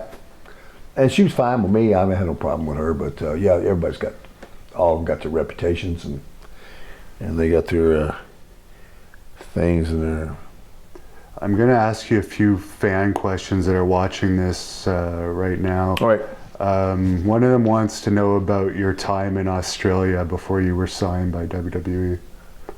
Time in Australia? Yeah. I was never in Australia before I was signed with WWE. Okay. Never. I guess First time I ever went there was in about I believe it was 1987, and I went over on a tour And we did the whole Australia, and I think we went down to Brisbane, Melbourne, Adelaide, Sydney, Launceston, all around those Tasmania and islands around there. We were down there, and I was on a tour. Me and Junkyard Dog was on that one, and I think Tiger Ching Lee, I think he was on there, and I'm trying to think of AJ Petrucci was on that card. I'm trying to think who else was on there. Gama Singh was on there, and that was a lot of fun. That was the only time I'd been to Australia on that one, and that was like maybe 3-week to almost 4-week tour. Why did you never turn heel? It just never interested me because I just didn't see a down-home hillbilly Jim character, a good old boy with a song like "Don't Go Messing with a Country Boy Dancing." I just didn't think there was any room and no wiggle room in there for me to turn heel. And even though I know it would have been a lot of fun to be in a heel, because all the heels seem to enjoy doing that, I just figured, look, I better do this babyface thing here, because Hillbilly Jim is the kind of a guy that little kids like. And I don't want little kids being disappointed in my deal and being upset at me. And I wanted to sell merchandise like action figures and different types of board games and whatever it is, merchandising that they had on me, cards and all this stuff that they had. And it just seemed like it wasn't a good fit for me. I kind of liked the horse that I came in on, and I just kind of wanted to stay with. That's why I stayed with the company all these years, guys, as well. I had the opportunity to go to a lot of other different companies and work in a lot of different other places, but I didn't want to go do that because I just felt like, I'll be taking a back seat if I do, and I'll be going backwards. So, who is your favorite of the hillbillies that you worked with out of all your stables, the Godwins and your first original ones in WWE? Well, of course, the Godwins, they were more management things to me. I'm real partial to the one called Cousin Junior, Lanny Kane. That's the one that, guy that kind of broke me in because he was such a good one. And he was, I guess that maybe that was kind of, he was a friend too. And I thought he was just excellent at what he did, man. He seemed more like a hillbilly than anybody else. Him and Elmer actually together just were perfect hillbillies. I mean, and we all three, that was a pretty good deal. And I can't really say anything bad about Gene Lewis, God bless him too, but I think my favorite one with Elmer and Gene had to be Cousin Junior. We just kind of clicked a little better, Have you ever hooked up with a diva or woman wrestler? No, I don't. No, actually, when we were back in the time when I was there, in my actual time when I was on the the standard rotation in the company, full-time wrestling, we didn't have too many lady wrestlers on the cards. If you remember, we'd have people like come in and out like Moolah, Wendy Richter, a few people like that. But there really weren't any quote unquote divas until I started coming back around with the Godwins, and a lot of the girls started coming in then. So I just thought I never did, And by that time, they were young girls, and they had I just nothing I wanted to do. I already had my own private life. Good question though. Someone asks, they really liked your relationship with Mean Gene on camera. Yeah, me too. Do you have anything to say about? I miss him, and I think about him, and I've had a lot of laughs with him. Probably the greatest thing was the laughs that we had off camera that you never got to see, and some of the things we talk about in passing, because I think that Gene got my hillbilly character real well, and I think I got along well with Gene because he was just funny, and he would he and I we had a couple little buzzwords we'd say that we'd start back on a thing. The same thing it was with the late Bobby Heenan. We had a couple. I used to call him, and I miss it tremendously. On a personal note, I miss calling him at Christmas because he ain't here, How did Piper and Pat Patterson get along behind the scenes in Legends House? And they were the only heat on that whole house in the whole house was Tony Atlas and Hacksaw. you know, they got into a little tiff a time or two, and we had to kind of smooth that over because, you know, I think it was something these guys had had for years, and they just kind of like, you know, there's just some people that are kind of like gasoline and fire. You know, and they didn't necessarily not get along, but sometimes they would clash.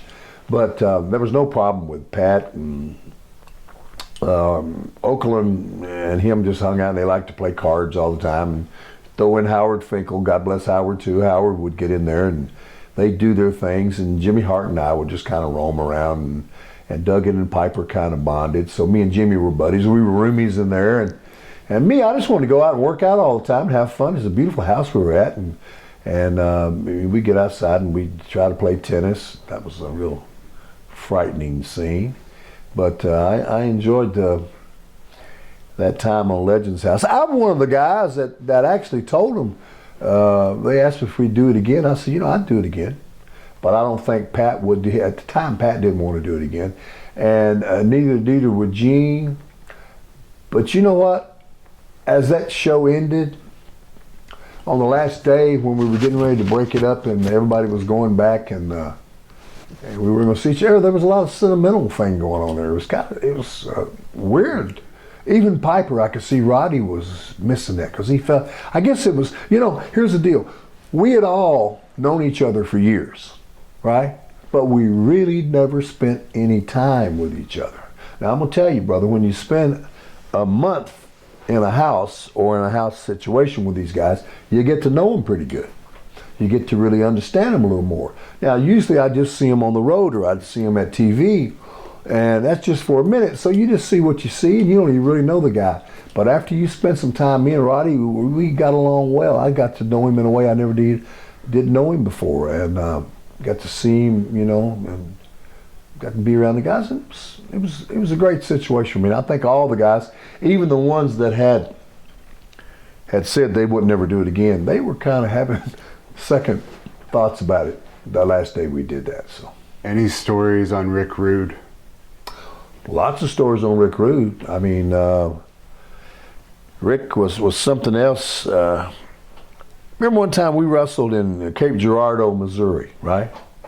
And me and Rick had to wrestle because, you know, I'm hillbilly and Rick Rude is like anti-hillbilly, right? The looks and everything. You know, he's a pretty boy, he's a stripper kind of guy, you know. And we were doing our match and, you know, we were having a good little match. And so somehow or another, Rick threw some kind of punch at me or something. And when he did, his elbow, boom, come through and caught me right here in that little spot temple. And it stung like hornets, a bunch of hornets. And I said, that's going to bring something.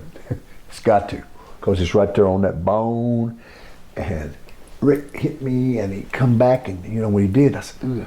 And then of course, he got me and he turnbuckled me. And when I hit that turnbuckle, boom, all that blood came, man. Rick freaked out because I could see him. Oh my God, oh my God. And I was saying, well, don't have no breakdown. I'm sorry. I said, don't worry, that's okay, brother, don't worry about it. I was bleeding like a goose, man. I mean, he just shot. Looked much worse, of course, than it was. I didn't even wind up I could have probably had some stitches, but we just butterflied it up, and then I just got it right there. So, and he apologized, feverishly. I said, don't worry, let's just do a thing. And then in the back, he felt so bad, he come around and looked at me, man. He really, you know, Rude was kind of a tough guy, you know. He was a champion arm wrestler, you know, in Minnesota. And he come from those schools up there where they were pretty salty guys because him and Heenan and all those guys and one of those Road Warriors come from up there. So they all had this little high school rivalry. And they're all pretty little tough little cookies, especially Rude. Rude was a kind of a, you know, kind of salty kind of guy. But that's the one thing about him. But other than that, and also he'd always want to get if I had any kind of, we had cassettes then, and I don't even know if we even had CDs. He'd always want to get my cassettes in there, and he was real bad at not wanting to give them back to me. And I was real bad at following up on him, making him give them back to me. Because he'd just take, you know, guys, so they'd take it. Yeah. Like if I give him Jimi Hendrix, the greatest hits or something, like he'd want to run off with it. I said, Ricky, where's my Jimi Hendrix greatest? And because I know he was going to keep it. Because you could just tell it's something he had done all of his life, and the guys do that to each other. But he was a character, and I think about Rick a lot, and I miss him, Henning, and Boss Man. A lot of it, just a whole lot of that in my life. Did you ever see Haku in action in a bar fight? I'd always see it afterwards. I never saw any of the things he'd done. I'd always hear the stories. And by the way, he's a dear friend of mine. His wife is a dear friend of mine. His daughter that graduated from Florida State is a sweet friend of mine. Her husband Rodney, I know a lot of the families and a lot of the connections. But Haku is just as sweet a guy. And I remember when he first came in here, he was we just connected. Of course, him and Barbarian were cousins, right? Barb. And Haku, and like many of those island guys, they can be alone. You know where they want to be. They can go in where they want to because they can handle themselves, most of them. And he's one of those guys too. But sweet guys, family guys, but they got that little but. But Haku never did. I never had no problems with him. We used to have great matches. It was Hacksaw Jim Duggan and I versus Haku and Andre the Giant. Oh, what funny matches! And Andre would start laughing. I remember one time Haku tried in Glens Falls, New York. That's where Jim's from. Haku tried to do a leapfrog over Haku. Haku tried to do it over Duggan, and he got hung up on his butt, and he fell. And Andre's in one corner laughing his ass off, and I'm in my corner like, it's funny. It's the most funny thing. And then these two are laughing. So and the fans are laughing. So it was like, yeah. But Haku's a good friend of mine. I don't see him enough, and I know I think he lives down in Florida, and I think about him and his wife all the time. But he's a good guy. To me, I never saw him in action. I'd always hear about it later, and I could see that. Because he trained in a couple of those sumo schools in Japan when he was a kid, and they were going to make him a sumo wrestler. But somewhere in the interim of that, he become a pro wrestler. So good guy. Krillin876 is asking, how tall are you, and are you taller than Hogan? 6'7" is what I am. Wow. And were you taller than Hogan? Probably a little bit, just touch, a little bit. I think he's got shorter in his older age. Well, as you get older, most of the guys with the knees, because the knees bow out and the hips bend over. That's the same thing with Andre the Giant. He got smaller, oversized, over time. Excuse me. He kind of bent over. And with that condition he had, instead of him growing up, he just kind of grew out. But there's film of him you can see when he used to do cartwheels and leapfrogs and stuff in his day, drop kicks. Man, can you imagine that? In that day, But was Paul Orndorff a good guy? Oh, wonderful! Paul was one of my buddies, and I'll never will forget one time. Here's a story for you. We were around the New Jersey Turnpike, and we were in Elizabeth, New Jersey, and I think the hotel we were staying in was a Ramada Inn or a Howard Johnson's at that time. I think it was maybe Howard Johnson then. And you know how those roads are around there, trying to get to those places. Sometimes you can see where you want to go, but you can't get to it. You just can't get to it, and you have to start around and go back around, and then if you miss it, you're off again. Paul had did that for 4, 5, or 6 times, and he missed that turn one more time. He was so upset, he yanked back on the steering wheel and pulled it completely off the column. Imagine telling that to Budget Rental.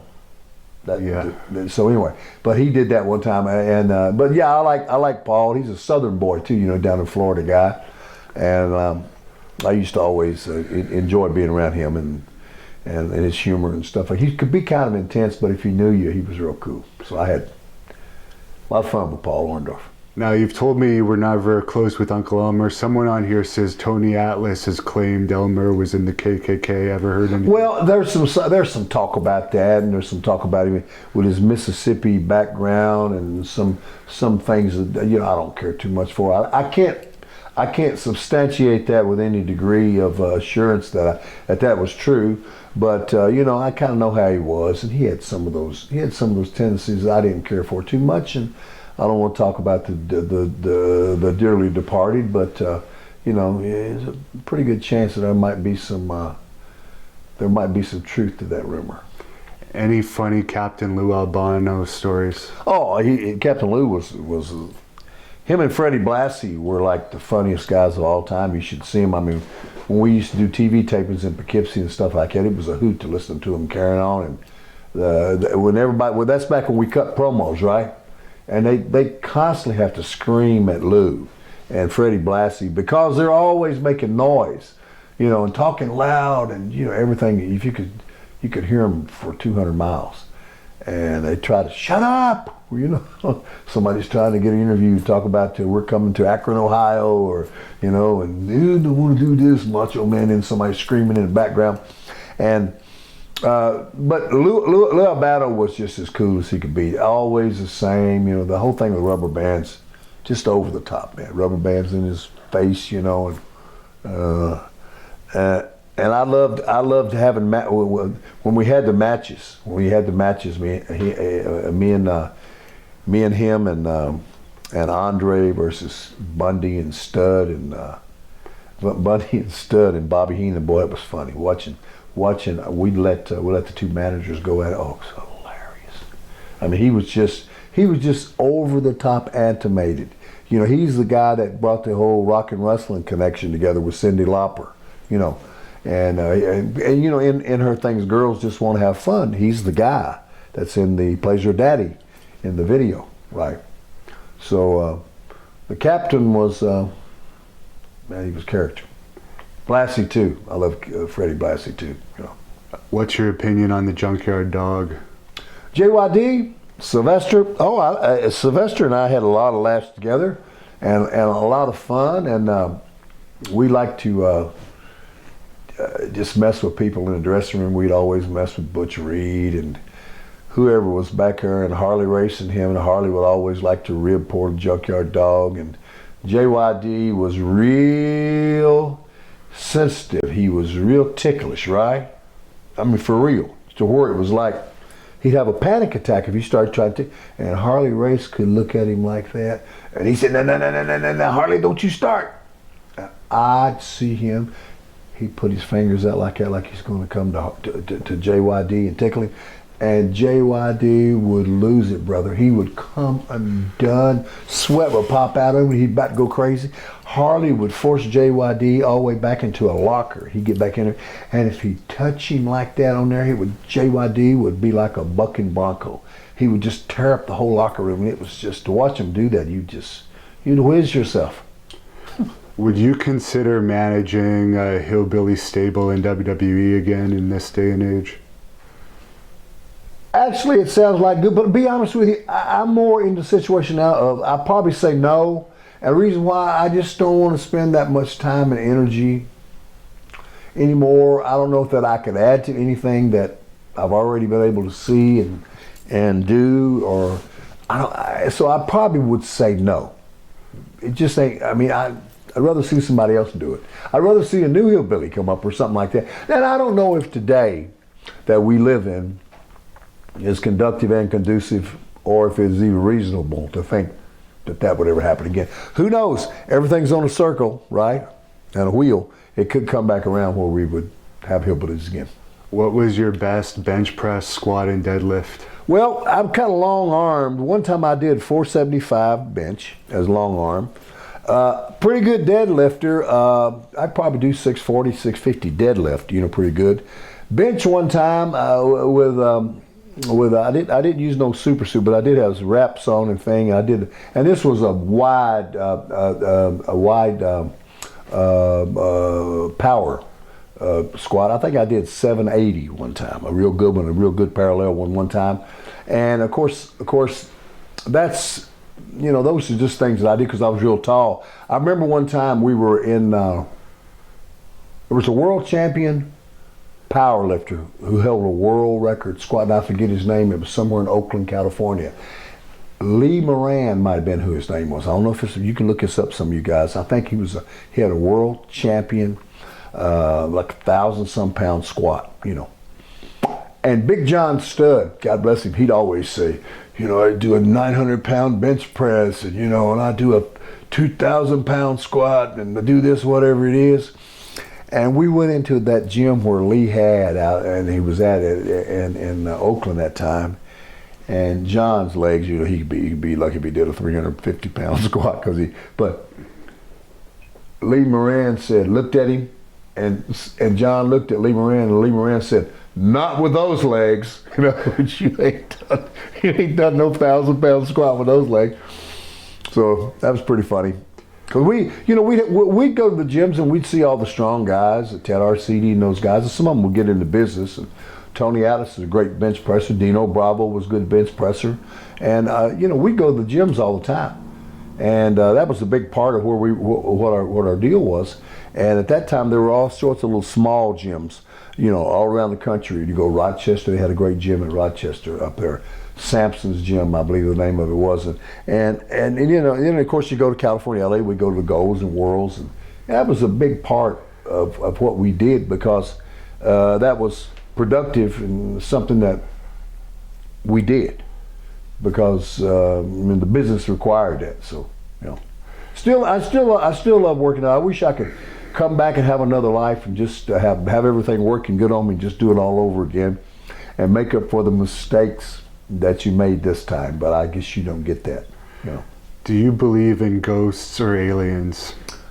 I believe that there are things that I don't understand, I don't know about, and I believe the only thing that is new is what I yet know. And I believe it's all out there around me, and just because I can't see cells, I know I got cells in me, so I don't rule out anything. It's just that I don't know yet, because I'm not privy to that dimension. You know, it's just like, how do you know what you believe? It's all in your head. If you believe it, then that's where it is. If that's what you think, and you choose to take that and turn it into whatever you want to turn it, and you can do that. But I don't know, because there's as I've lived my life, I've realized there's so many things that I'm going to get out of here and not know. So it could be. Favorite match? Oh, I had a lot of favorite matches in my life. Everybody talks about the ones that everybody remembers, like that WrestleMania 3 thing at Silverdome with the midgets and me and Bundy. And me and Bundy used to laugh about that all the time, because it was a horse-cat kind of little match. But when the people like it, you start liking it too. And when they keep telling you, even though it wasn't no great match, but that was good. But I think the match that I probably remember the most, and the one that means probably the most, was the first time I was in Madison Square Garden. Simply because it was a garden. And that's a big deal. And that was the first time I stepped in the garden was with a guy named Rene Goulet, Sergeant Rene Goulet.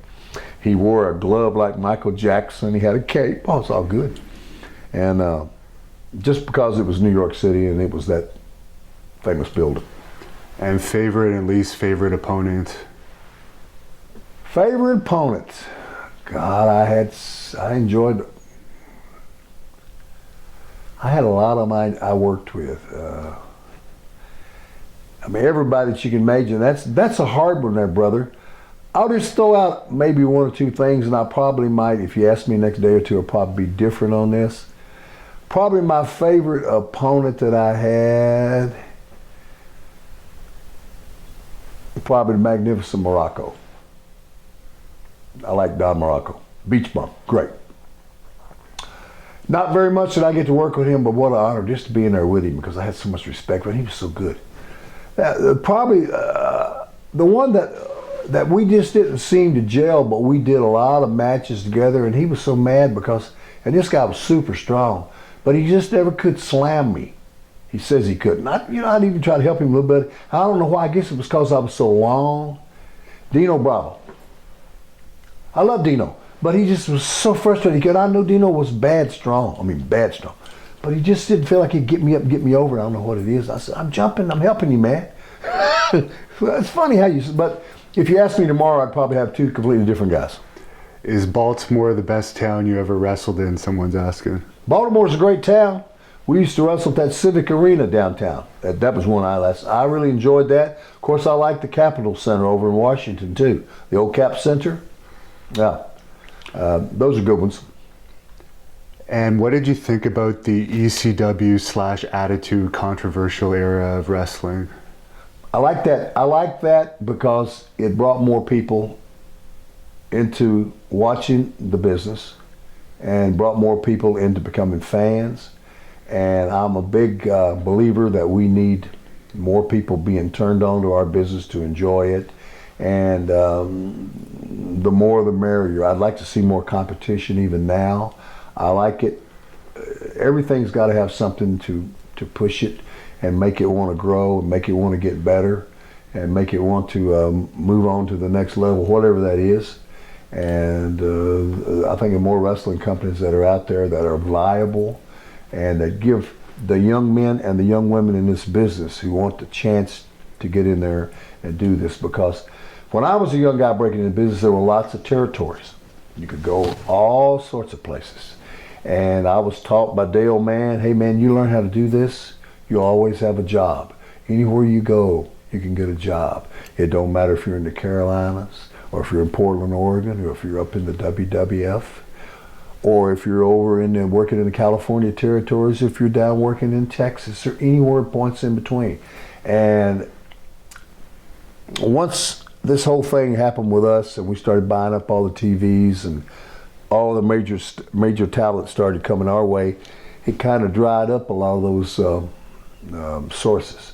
And I'd like to see it come back again because I think it would be healthy for us.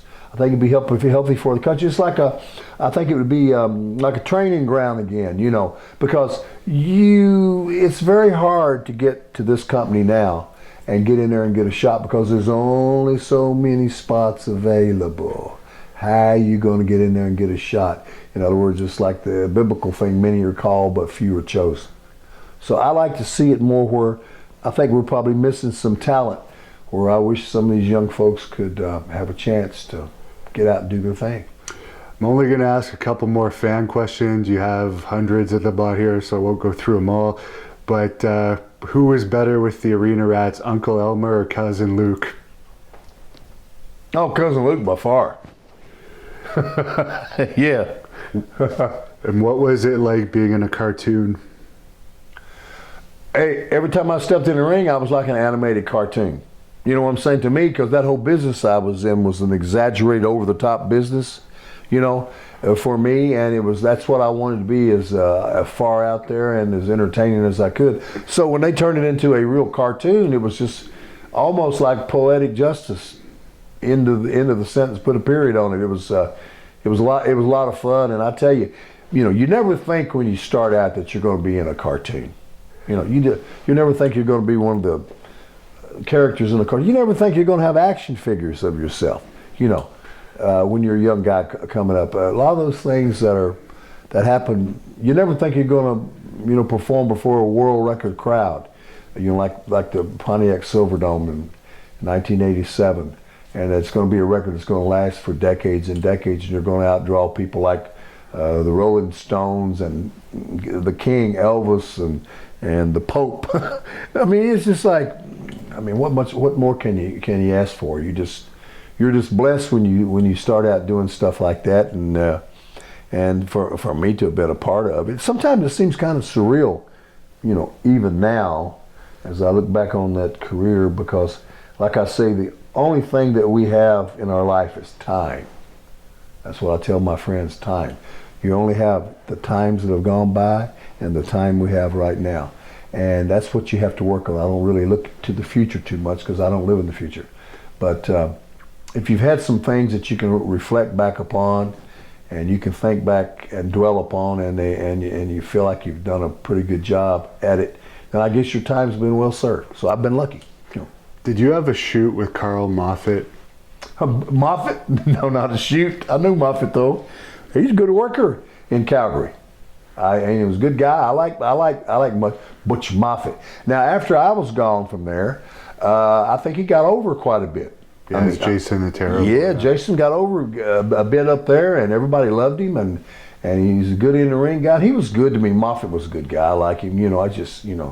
We're two guys in there just trying to figure out where we are and what we're supposed to do. And he was 100% respectful to me, and I was with him. And Moffat was the guy, and I liked him a lot. No, we had no issues, no problems at all. And last fan question, what is your thoughts on the Jimmy Snuka murder accusations? Listen, that had happened right as I had came in about that time, and there was a lot of speculation swirling around about that, and I didn't know anything about it except what, like, once again, hearsay.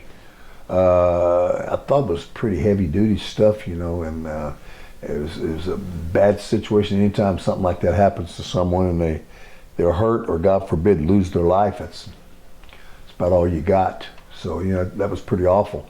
And here are the circumstances about it. And, of course, that if he did it, it followed Jimmy all of his life, right? If he didn't, it's a strange thing to have to go through. And I don't know anything about it.